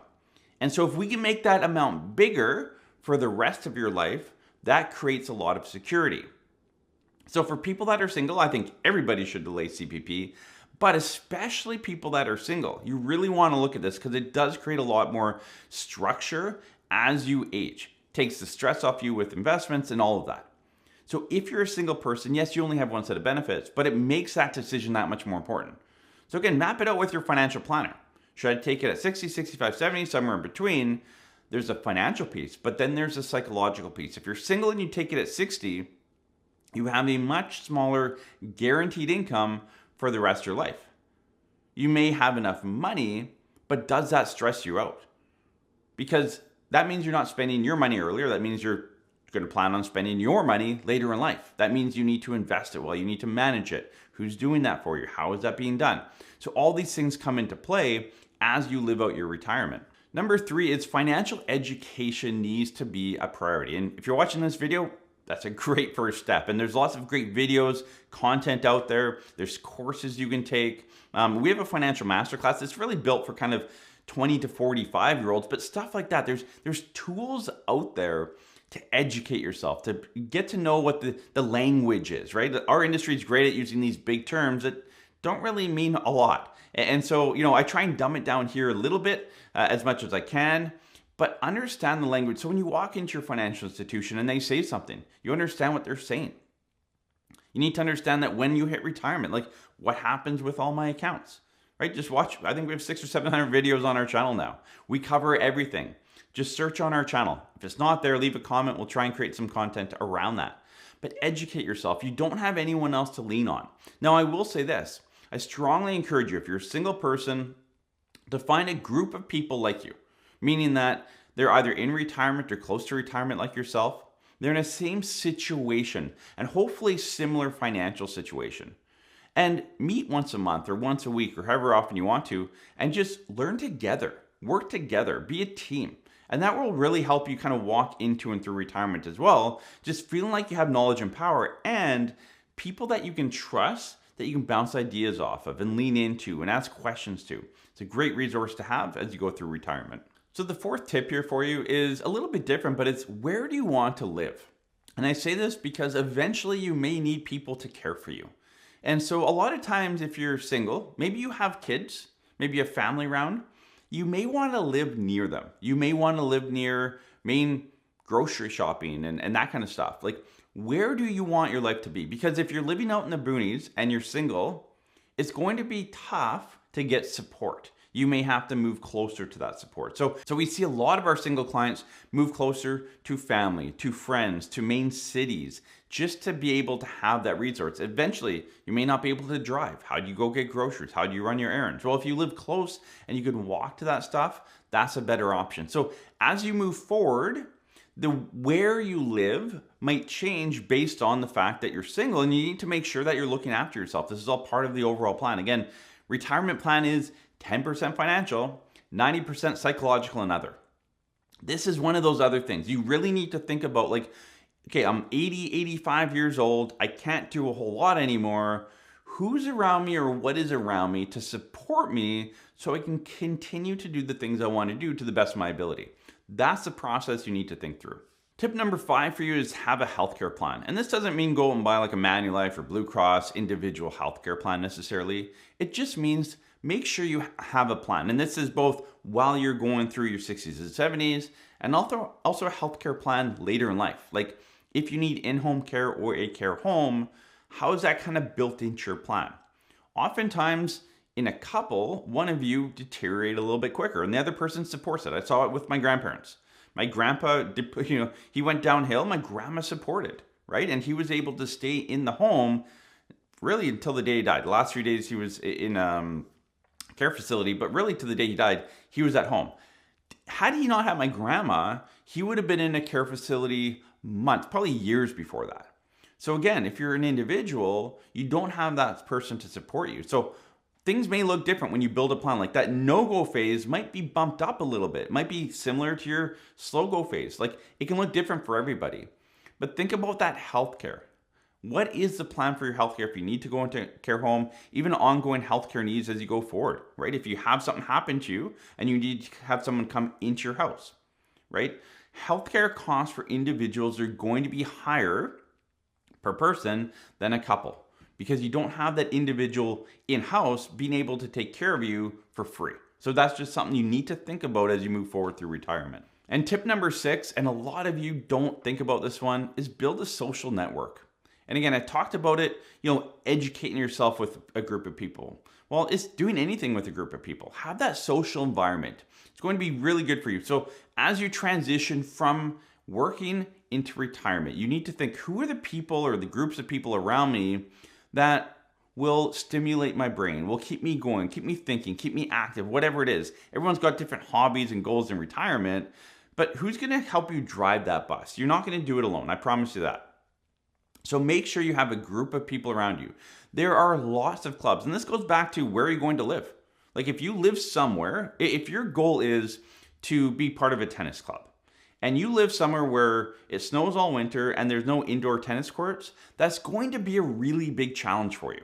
You may need to move somewhere where A, it's either warmer in the winter, or B, we live in Canada, so that's pretty tough, and B, is somewhere where it has indoor tennis courts. Like that's a solution for you. So again, a lot of these tips kind of tie in together and come together. So what is your social environment, your social surrounding as you walk into retirement? You may not have one, and it's something you're going to have to work on. So what's a passion or hobby or interest of yours? Look around in your neighborhood. There's probably groups that you can join, right? My wife just joined a walking group here where I live. So there's like 20 women that just walk every Tuesday for an hour and a half. Perfect. It's meeting people in the community. A lot of the women she already knew from our kids' school, but again, it's just a social environment. And what are things like that are in your community that you could join to have that social interaction as you go through retirement? So just something else to think about outside of the financial realm. It's really like, how are you going to have that social environment? How do you get stimulated in that way? When you retire, most of you will go from getting a steady paycheck every couple of weeks to having to start paying yourself from your own investments. And this is one of the biggest challenges you'll face throughout retirement. Because on one hand, you need to be able to spend your money confidently today. And that means your portfolio needs to be structured in a way where if the market drops 10 or 15% or more, your short-term income needs are still covered. But at the same time, you also need to preserve your wealth and keep it growing for 10, 20, even 30 years down the road. And so in this video, I want to go through the bulletproof retirement income strategy we use with our clients that protect against market risk, ensures your short-term income needs are always met, and keeps your money working for you throughout your retirement. So why is it so important to structure your portfolio maybe a little bit differently in retirement than you did previous? Well, the reality is you're in decumulation mode.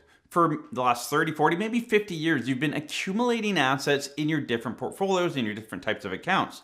But when you hit retirement, we need to start drawing it out. And a percentage of your portfolio, depending on the type of account, we need to draw down. And that's where we need to protect it. You want to enjoy those go-go years. You've worked hard to get to this point, and it's really important to make sure that, especially in those go-go years, when we want to travel or do the things we want to do. Again, there's only so much time we have for this.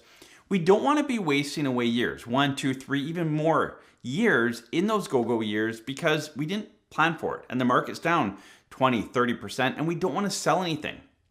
There's a better way to do things. At the end of the day, if you retire at 65 and live till 85 or 90, you're going to see many market downturns. So it's not avoiding the downturns, it's protecting against and protecting your cash flow against those downturns. That's the biggest piece you need to focus on once you have a plan. Now, while we still want to make sure we have that cash flow, we also want to make sure the rest of our money is working. Like if we're only going to pull out 5 to 10% of our account in a given year, that means that even if we put 3 years aside, we still have 70% or more of our account that needs to grow long term. And that's where there's this marriage between short, medium, and long term, which I'll cover throughout this video. And I talk about a cash wedge on this channel a lot, and I think that's a good term to use. You can call it whatever you want, but a cash wedge isn't cash sitting in your bank account that you're going to use in bad times. It's actually cash or a cash-like instrument within the accounts themselves. So within your RRIF account, if your plan is to draw $30,000 out of your RRIF account for the next, say, 10 years, you want to keep that cash wedge within the RRIF, meaning that you have about 3 years or $90,000 not tied to the stock market. In that cash wedge, a lot of you write, yeah, I have $100,000 in cash under my mattress. That's my cash wedge. That's not a cash wedge. That could be part of your retirement plan and good for you. But the reality is you need to still draw and have a tax plan, and that needs to be drawn out of the accounts over time.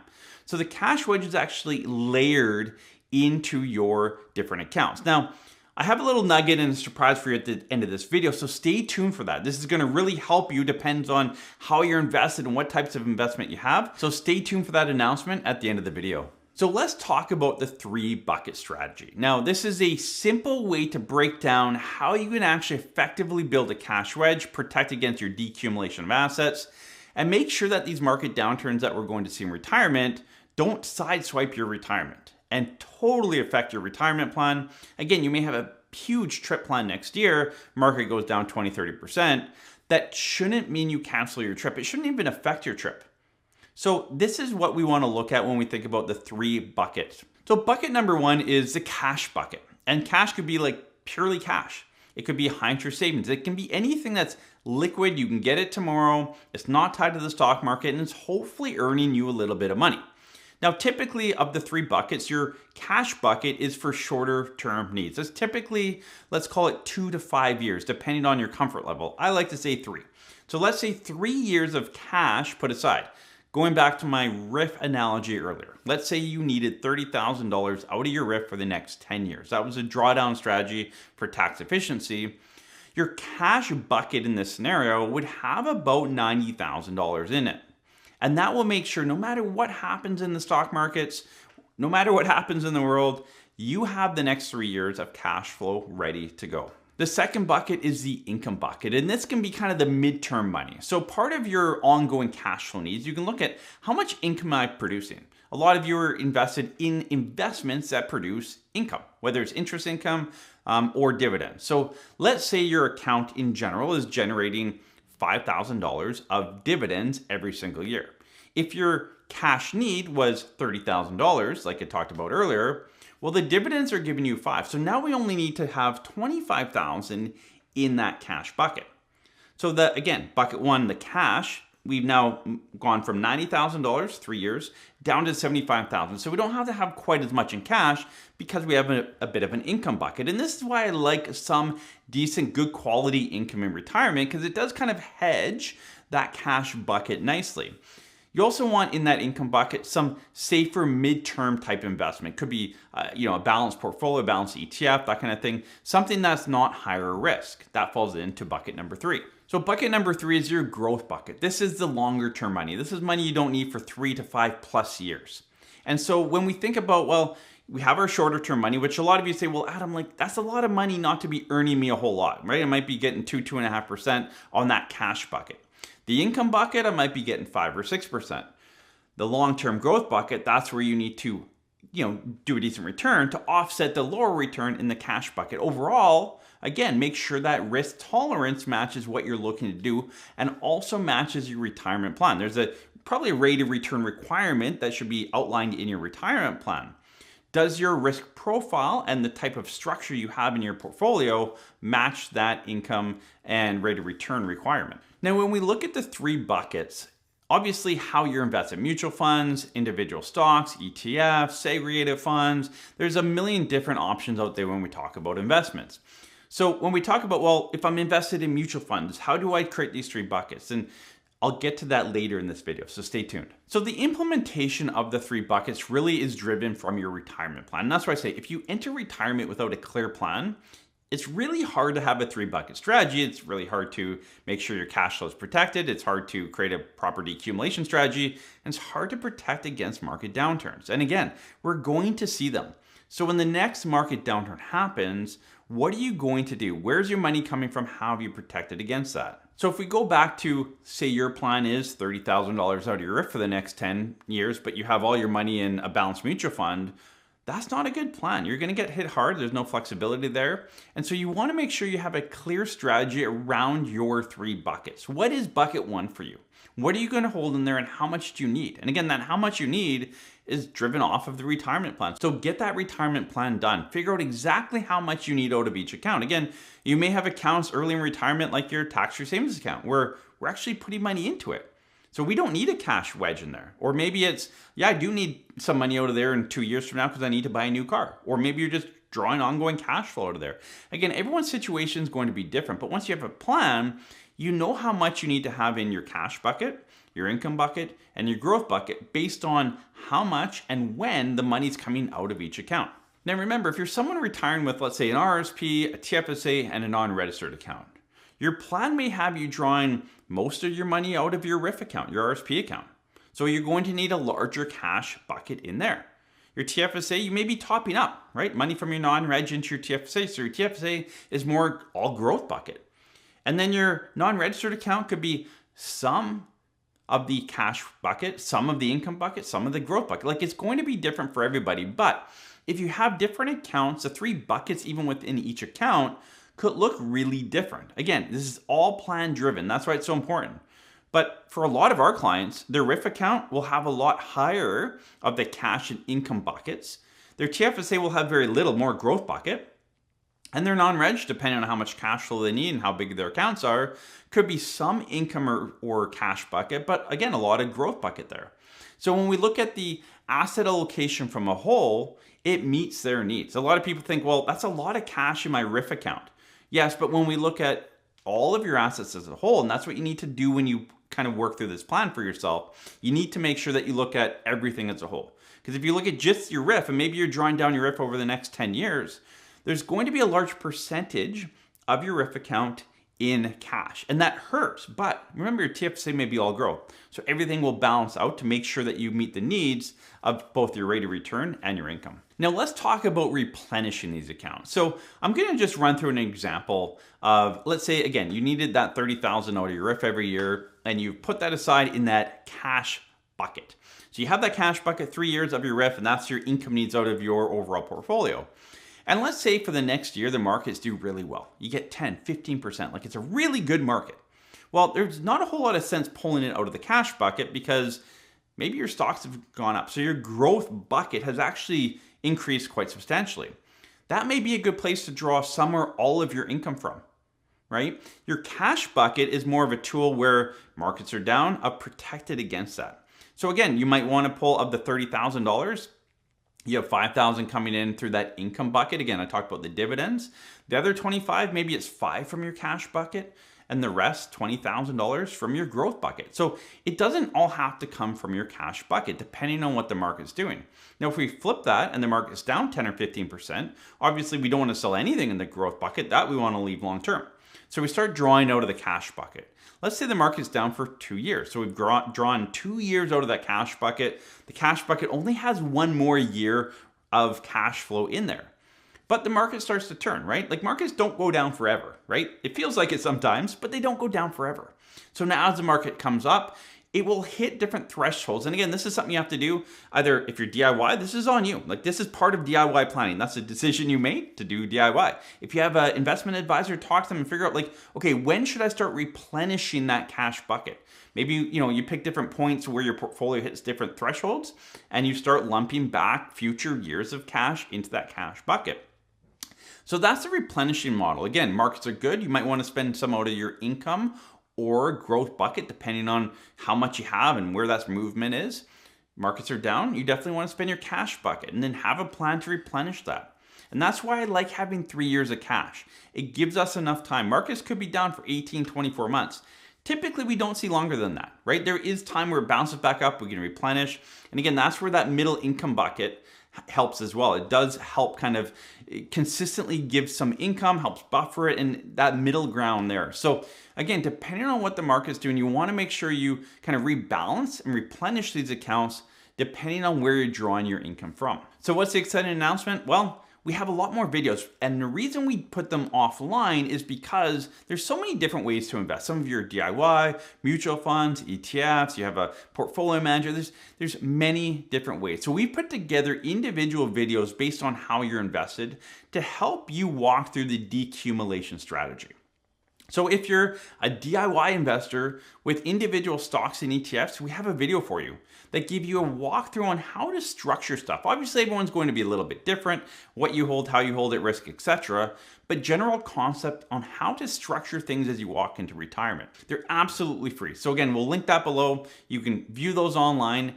And it will really walk you through how should I structure if I'm, at the bank in mutual funds or in segregated funds, or I have some annuities or GICs or individual stocks or whatever you own. We've tried to cover as much or all that we can to make sure that you have a general idea on how you should be thinking as you walk into and through retirement with regards to the decumulation and cash flow.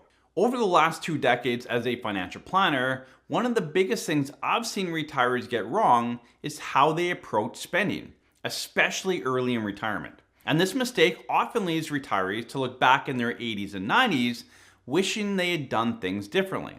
So in this video, I want to discuss what the majority of retirees misunderstand about retirement spending, and then I'll show you exact strategy we use with our clients to help them enjoy their money stress-free. Let's jump into a report that BlackRock recently did around retirement spending, and I encourage you to read through this article. It's a great detail, synopsis and deep dive into the data behind retirement and the things you need to shift behind, and that's the purpose of this video as well. So let's look at some key data points, which is on page 6 of the report. So figure 3, most have a spending plan, less than half plan to spend consistently. So 16% spend more at the start of retirement or travel or other purposes, and then reduce spending. And this goes back to what I want to dive into later in this video around laddered income and how we approach spending in retirement with our clients and why we think it actually makes a ton of sense. In the report, it says 43% of retirees plan to spend consistently throughout retirement. And so this is almost half of you watching this video plan to spend the exact same amount, or at least build a plan that shows you can spend the exact same amount right through your retirement. Now, if you think about it this way, do you think you're going to spend the same amount of money at age 65 as you do at, say, 75 or 85? I would say not. So why does your plan show you that? And I'm going to jump into our software here shortly to show you some ways to kind of manage how to build out a retirement plan so that you don't fall into this 43%, because it's probably not how you're going to spend. And again, I've been doing this business for 20 years now. I've been working with retirees through that whole time. And I can confirm you will spend more in your 60s than you do in your 70s and more than in your 80s. So again, let's build the plan around that. And 16% of you actually plan to spend less early in retirement and more later in retirement. And I think this might fall back to a lot of you that are worried about in-home care or a care facility and the cost of healthcare later on in life. Now, I can tell you that is a small percentage, and there's ways to get around this, and I'll cover that later in this video as well. And the most startling number is the 25%, which is those of you that have no plan. And I don't know how you enter into retirement without a plan. Even if it's a DIY plan, like create something, have some sort of plan. Ideally, get a professional to map it out because you'll save a lot of taxes and have a better strategy and clear roadmap going forward. But have something. It's like getting in the car and just driving and not knowing where you're going. Like, I've never gotten in my car and just started driving. If someone asked me, like, Adam, where are we going? Well, I don't know, we're just driving. Like, that's 25% of you walking into retirement, which blows my mind. As I mentioned earlier, for the last 20 years, I've seen clients walk through retirement. Enter retirement at 65, hit 75, now hitting 85. We've had a client turn 100. And statistics show, and we've seen it directly with our clients, that when they hit their early to mid 70s, things start to slow down. And that's where the 43% of you that plan to spend a level income through retirement, the reality is you're going to have more money later on in life than you ever thought you might have. And I'm going to show you this in the software. If you fall into that 43%, the reality is you're spending level, and then in your early 70s, it's like, I just can't spend as much anymore. So things drop off. And because things dropped off, but you plan to spend level, you're going to have more money later in life, and you physically can't spend it. And sure, you can pass it on to kids or grandkids or charities or whoever you want to give the money to. But again, would you have spent that money earlier in your retirement had you known that? You probably would have. And we did a video on that not long ago. We'll link that up here. But the biggest regrets that older people that have lived through most of their retirement, when they look back, that's the biggest regret. I wish I'd spent more money earlier. I wish I had a plan, a laddered income where it showed me I could spend more earlier and still be okay later, because I'm sitting on too much money, more than I ever thought I'd have. And had I known that, I would have done things different earlier. And that's why I'm doing this video. So that if you're someone that's earlier in retirement, or maybe you're leading up to retirement, and that's most of our viewers, you can make that change now so that you're not saying that same thing as maybe your parents are right now in their 80s, 90s, saying, yeah, I never knew I would have this much. If I had, I would have done things differently earlier on in retirement. And that's why in the plans that our team creates, we create a laddered income strategy. And what that means is that we figure out like optimization, when to take your CPP, how to draw down your accounts, create all the tax strategy and stuff. And once we have that final number, again, that's typically a level income. So let's say it's $60,000 every year for the rest of your life until you're 95. Well, wouldn't it be nice to maybe have 65,000 and then 60 and then like 55, right? In simple terms, that's the concept. So we have the go-go phase of retirement, which is retirement date up until, say, age 75. That's typically how we build it. So go-go phase is those earlier years of retirement. Then from 75 to 85, you have your slow-go years, right? You're still able to do stuff, but things start to slow down. You're not able to spend as much. Thus, the plan should reflect that. Then from 85 onward, you have your no-go phase. And if you know anyone 85 plus, they can confirm it's hard to spend money at that age in life unless you have some health issues. And again, I'll cover that here in a second. But that's the strategy, the laddered income, the go-go, slow-go, no-go. When you build out your retirement plan, I really encourage you to build that into your plan. Most of you don't have that. I mean, 25% of you don't even have a plan. 43% of you plan to have a level spent. I want that number to change. Everyone watching this video should have a plan, and have a plan with laddered income. So before I jump into the software, the number one concern that we hear back from clients is, Adam, I love the idea of a laddered income. It makes a ton of sense, except what happens later in life if I need to go to a care home? I need in-home care. I have a health issue. I have this ongoing big expense. How do I pay for that? Maybe I haven't put enough money aside.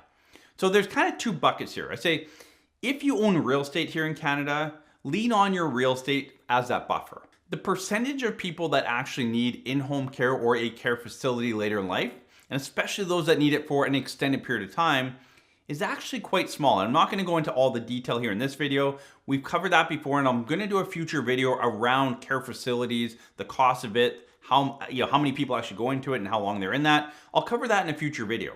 But it's actually a fairly small number. But for those of you that are very concerned about that, you have to remember, if you go to a care facility, well, you can lean on your asset of your house to maybe sell your house and move in. If you're married, you might say, well, yeah, but my spouse is still in the house. You can still leverage that. There's an asset there that you can lean on. So that's one way to look at it. If you're someone that's renting as you go through retirement, if you're renting a place through retirement and later on healthcare is a huge concern for you, then make sure you leave more money later. Maybe it's a kind of a laddered income like this, more, less, and then back to more again. Again, the concern of that is obviously, if you don't need care facility, you have a lot of extra money. So have you just spent enough early? Again, you don't want to run out of money later on either. Reminder that most care facilities, and I'll cover this in a future video, but most care facilities, especially the public ones, they're based on your assets and income, primarily your income. So if we can kind of burn that down, you're going to pay less for care facility later. And a lot of you are already typing like, Adam, I'll never go in a public care facility. I'll only do a private. I think it depends where you are in Canada, but I have family that works in both public and private, and they would send their family to the public one 100 times out of 100. And so I know it depends where you live and what facility, et cetera, et cetera. There's a lot of detail around that.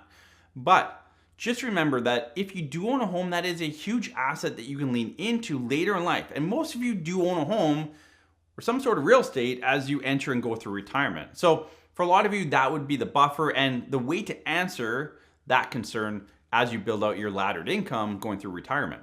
So let's quickly jump through 3 different examples. And again, I'm not going to dive into all the nuances of this, but this is a single individual person, 61 years old, and they're retired now. Now, based on the assets that they have, I've done a bit of an RRSP meltdown. It's not perfect, but I just want to give a high level here and show you the concept behind what I'm talking about. So in this scenario, you can see that 61-year-old person living till 95, or we're doing cash flow planning till 95. The most they can draw out based on the data I have in here is $54,378 a year. So again, 43% of you would live a plan like this where it's, I want that level income for the rest of my life, which, okay, there you go. That's what you have for the rest of your life, $54,378. Now, our recommendation would be to ladder it. So if we jump into the exact same scenario here and ladder the income versus that flat line, you can see we bumped it up actually from about 54,000 all the way up to 60,000. So we're going to actually spend more early, travel more, enjoy whatever those hobbies are. Everyone's got their own bucket list. And so now we're able to enjoy life a little bit more while we're healthy in that go-go phase. And you can see at age 76, it decreases to $54,000 a year. And that goes through the slow-go stage. At age 86, the no-go phase, it drops down all the way to $40,536. Now, for a lot of you might say, Adam, $40,000? Now, again, that is in today's dollars. So in reality, they're going to have much more than that. So 40,000 in today's dollars, real dollars. Now, keep in mind, and again, we have lots of clients, 80 plus. None of them spend $4,000 a month. None of them spend about $3,500. This is about $3,500 a month. Most people that late in life do not spend that type of money. Again, you probably know someone that late in life. How much are they spending? They're not spending that much. Typically, depends where you live, etc. $1,500 to $2,000 a month. So $40,000 later in life, trust me, is more than enough. So a client like this, I would say, look, you're fine later. Like $40,000, I'm comfortable. The rate of return we put in here, the inflation rate, all that is very conservative. So very conservatively, I can say instead of spending $54,000, I'm going to give you an extra $6,000 a year through go-go phase. Like that's another trip or whatever you want to do with that money. That's a lot of money to have. More than 10% more in the go-go phase. The slow-go is going to look like it would have otherwise. And the no-go phase is going to be scaled back, but it's still enough based on all the data that we see, your lifestyle, etc. That's what we're trying to accomplish in this. Now, here's my concern for the 43% of you. It's, no, Adam, I'm going to keep it level for $54,368 right through life. Well, guess what? You're going to hit a point later in life. And here I put it at age 87. We're spending less money. We're not able to spend the type of money. So that no-go phase of retirement, you were right, Adam. I can't spend as much. I'm only spending $40,000 a year. This is to match the number that we had in the previous illustration. And you can see we've done RRSP meltdown, so tax planning wise, we're fine. But the reality is, if this person lived till 95, they'd have $335,000 sitting in their tax-free savings account.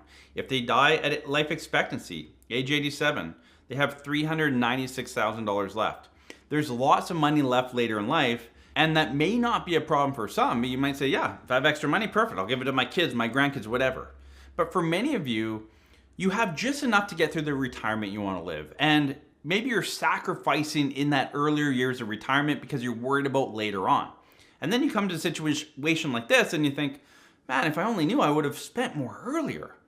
And so this is the reality for a lot of you. You're spending a level income. Later in life, you're not going to spend as much and you're going to have this bucket of money. A lot of you want to die with zero. I talk to you guys all the time. I want to die with zero, spend every dollar. Well, to be able to spend every dollar and die with zero, you need to have a proper plan that has you spending more earlier in retirement. I can tell you that firsthand because of doing that long enough. We've seen enough clients walk through retirement and not die with zero because they weren't spending enough early. The biggest mistake I see people make in their first couple of years of retirement is not spending enough. And that really goes back to more of a psychological side of retirement versus financial. But again, you need that financial plan to show you what you could spend. So this client, instead of $54,000, they could be spending $60,000, another $6,000 every single year in their pocket to spend after tax, and still be okay later in life, and hopefully help avoid having a big nest egg that they weren't really planning for. Here are 8 ways to ruin your retirement, coming from someone who's been in the retirement planning industry for nearly 20 years. Acting like you have unlimited time. And I had a conversation with a client just yesterday who's in an industry where you could work into your 70s or 80s and still make a good income and kind of work part-time, and it's very flexible, but it was always that one more year. The little itch that you get to work that little bit longer. There's always another year. You can always work a little bit longer. But I told him, look, talk to people that worked into their 70s, even their 80s, and ask them if they're glad they did or they wish they had retired earlier. And the response he's going to get 99% of the time is, no, I wish I retired earlier. When you're in it, it's hard to kind of separate out of it. So don't fall into the one more year syndrome. A lot of us fall into that, and it's costing us great years of our go-go years. So stop the procrastination, figure out when you can retire, and make that retirement date. The second big mistake is people holding their money close to their chest. And this is a very natural thing, right? When we walk into retirement, we have this psychological transition from save, save, save to spend, spend, spend. And it's spending your own money. And most of us like to watch our investment accounts go up, right? That's why when the market corrects and our investments go down, we start to get a little uneasy. Well, in theory, a similar concept happens when you hit retirement. You're going to start drawing down your money, and your investment portfolio account is going to decrease in value for most of you. Unless you have millions of dollars, your accounts are going to decrease in value. And that is a psychological shift. So for most of you in those earlier years of retirement, especially year 1 to 3 of retirement, most of you are not spending enough money. And tip number 8 here that comes up will help you walk through that, but you need to make sure you're spending money in those first few years. Remember, for most of you, you only have 10, maybe 15 years of go-go years in retirement. Those are the years when you're healthy, you can travel, do stuff, whatever's on your bucket list. That is your bucket list time for most of you. And so if you only have, say, 15 years on the high end, but you're burning 3, maybe 4 or 5 of them to not spending enough because you're not sure, you're holding your money close to your chest, that's a really costly mistake. The third thing that can ruin your retirement is retiring to nothing. And a lot of you, that's the case. I always say you want to retire to something, not from something. And I get it. A lot of you are retired with your jobs, etc., and you are retiring out of your job, but you need to make sure you're retiring to something. So if you're getting closer to retirement or it's a conversation in your house, What are you retiring to? These are hobbies, whatever it is, you can start kind of building up and creating long before you retire. So you might be retiring to golf, tennis, it might be a bridge club, whatever. Everyone's got their hobbies.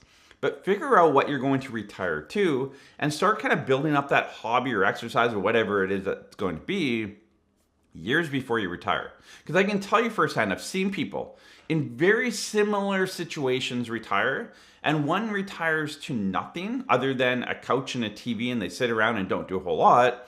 And the other person retired to a farm and hobbies and movement and all, and the lifestyle and their health were very, very different. The fourth thing, which ties into number 3, is taking care of your health. Not taking care of your health can ruin your retirement. So if you want to avoid that, you need to take care of your health. You need to move. You need to take medications. You need to see your doctor. You need to do the things. And as you all know, most of you watching this video are in your 40s, 50s, or older. Things start to erode and your health starts to go away. And you have to actually take action. Remember back in your 20s, 30s, even your 40s, you could kind of do nothing and get away with it. But through your 40s, I'm feeling it right now. I'm in my 40s. I'm feeling it, right? Like I actually have to put in a very good effort to keep up health. I have to eat well. I have to exercise many times a day. And I have to, do that to keep my health. I have 4 young kids, right? And I'm going to need to do that for the rest of my life. And so do you. You have to take care of your health, right? There's lots of people that have said, you can have all the money in the world, but without your health, it's not worth anything. And it's so true, right? You could have worked all these years to get to this point of retirement, and you stop taking care of your health and you can no longer do the things you want to do. And I had this conversation actually with a family member the other day. They had some friends that retired, and he retired to nothing. Like he just stone cold sat on a couch and didn't activate his brain. And now he has Alzheimer's.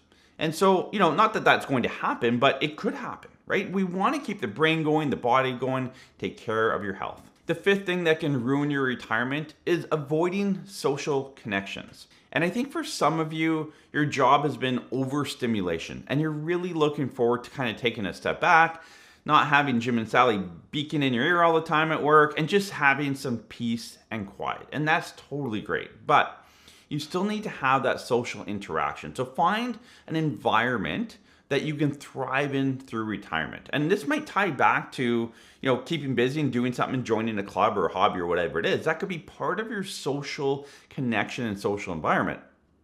But you can't go become a hermit in retirement. You need to have that social connection. That's part of keeping the brain going, right? Having active conversations, having dialogue. These are things that keep the brain healthy and moving. So again, going back to the health, it's your body, but it's also your mind. And part of that mind is having some social connection. So for a lot of you, your work is your social connection. A lot of you get that social energy and connection and chat through your work environment, and that's totally normal. But when that goes away, what's going to replace that? And you have to be active. For most of you, you actually have to be active in figuring out what's going to replace that when you hit retirement. The 6th thing that can ruin your retirement is making emotional decisions. And we all do this, but in retirement, it can be that much more costly. So you really want to be aware of your plan, your goal going forward, the roadmap, what that looks like. And I'll give you an example of an emotional decision. I was talking to someone just the other day, and they said, Adam, I timed the last market correction perfectly. April 1st, I got out. April 2nd, the market crashed from tariffs. And then a few weeks later, I got back in. And I timed it perfectly. And I said, did you time the upswing? Did you time the downs? It's never perfect. It's good. You probably did a great job. And they said, yeah, you're right. I did a really good job. It wasn't perfect, but I made some extra money. And I said, well, how much extra money did you make? And she goes, well, a couple $1,000s, which is a lot of money. Don't get me wrong. I said, did you lose sleep over it? Did you stress about it? You're still thinking about it, obviously. And she goes, oh, I lost so much sleep over it. It drove me crazy. It probably took a couple of years off my life. And this is what a lot of you are doing. You're making these emotional decisions, whether it's around, timing market, if you're a DIY investor, like managing your money, timing the market, all of that, and you start making emotional decisions versus financial decisions. A lot of you in retirement, you say, well, this is the last chance I get to buy this car, so I'm going to go spend a ton of money on a vehicle that maybe you don't have, right? There's many things you can do on the emotional decision making that hasn't tied in the financial aspect. So figure out, like, is this an emotional decision or is it a financial decision? And it's fine to make emotional decisions. Those need to be made throughout life. Absolutely. But a lot of the emotional decisions that you make, especially in retirement, have to layer in a financial piece to it. Number 7 on our list of ruining your retirement is not pursuing passion. And this is something for a lot of us, we have a job that we're passionate about. I know some of you don't. You show up 9 to 5 and just to check the box and get a paycheck and pay the bills. But for a lot of you, you've had a passion in your career. And when you walk away from that passion, there's a bit of a bucket that gets emptied out. And we need to fill up that bucket back up. And that's often pursuing some passion. And it might be a different passion. It could be the same. Like if you have a passion on, we have some clients that are accountants, right? And their passion is accounting. And I don't know how that's passion, but for some of you, bless your heart, accounting is your passion. So if that's your passion and you retire from accounting, continue that passion. There are organizations that need help with accounting. There are probably seniors or people in your area that can't afford an accountant that need some help, right? There's ways to take your passion, your hobby, your love, and bring it forward into retirement, whatever that looks like, right? Maybe your passion is golf and you want to start giving golf lessons or whatever it is. There's so many ways to do it. And so figure out, what is your passion? We all have a passion. And if you don't think you have a passion, talk to people around you. You're probably passionate about something, right? It might even be, politics, religion. It could be anything. But take that passion and use it for good and pursue that passion through retirement. And it really will tie into all these other things, right? Health and movement and, retiring to something. Like all these things kind of layer in together. So figure out what your passion is. Again, if you don't know what your passion is, ask people around you. I can almost guarantee you they will know your passion. My wife would know my passion, right? Because I'm passionate about it. So ask people around you and they'll be able to help you walk into this one. The 8th and final thing that can ruin your retirement, and probably the biggest one that actually ties into the first 7, would be to make sure you retire with a retirement plan. Walking into retirement, the best way to ruin it is not have a plan, right? It's like anything. If you're going on a trip, it's like, yeah, we're going to Mexico. Well, where are you going? I don't know. I'm just going to show up at the airport. I'm going to show up at Puerto Vallarta and just hopefully it works out. But that's the way a lot of you are doing retirement. Most of you, hopefully the majority of you, have never walked into retirement. This is a brand new facet of life. And so you need to make sure you have a really good plan. You know, when I talked about holding money close to the chest? Well, guess what? If you have a plan and you know exactly what you can spend, then you can go spend it freely. Like most people hold their money close to their chest because, and it's a good fear, but you're fearful of running out of money. Well, if you have a plan that shows this is what you can spend without running out of money on a conservative basis, well, then you can go spend that money. So it frees you up to enjoy retirement. And I've always said, retirement is about 90% psychological, 10% financial. But the 10% financial is the foundation. That's what you have to get structured first, right? That's the foundation. If you don't have that foundation, the other 90% psychological, it'll just sink. You're on sand at that point, right? You need that solid foundation. If you're walking into retirement and you don't know how much money you can draw, if you don't know where that money should come from, if you don't know how much tax you're paying and how to reduce it, if you don't know when to take your government benefits, Canada Pension Plan and Old Age Security, if you don't know, questions around your LIR accounts, your pension account, how to convert your RRSP to a RRIF, all these factors that come into play into retirement. If you don't know those answers, you need to get a retirement plan in place. It'll answer all of that. And if you need help with that, reach out to our office. We'd love to help you. Hopefully you have someone in your life that's been walking you through this, but can they do retirement planning? Have that conversation with them. Again, maybe you have a financial planner that can map out a great retirement plan. Sit down with him or her and have them do that. But again, if you need help, reach out to our office. We'd love to help you out walking into retirement in a much better place. You can learn more about our services at parallelwealth.com/planning. We do fee-for-service retirement planning. So we grab your information and we map out exactly that. Number 8, what ruins so many people's retirement, not having a plan. So if you want a plan, if you want a better structure, if you want to save taxes in retirement, know where your money's coming from, and even know if you can retire, like when is that date? Reach out to our office. We'd love to help you.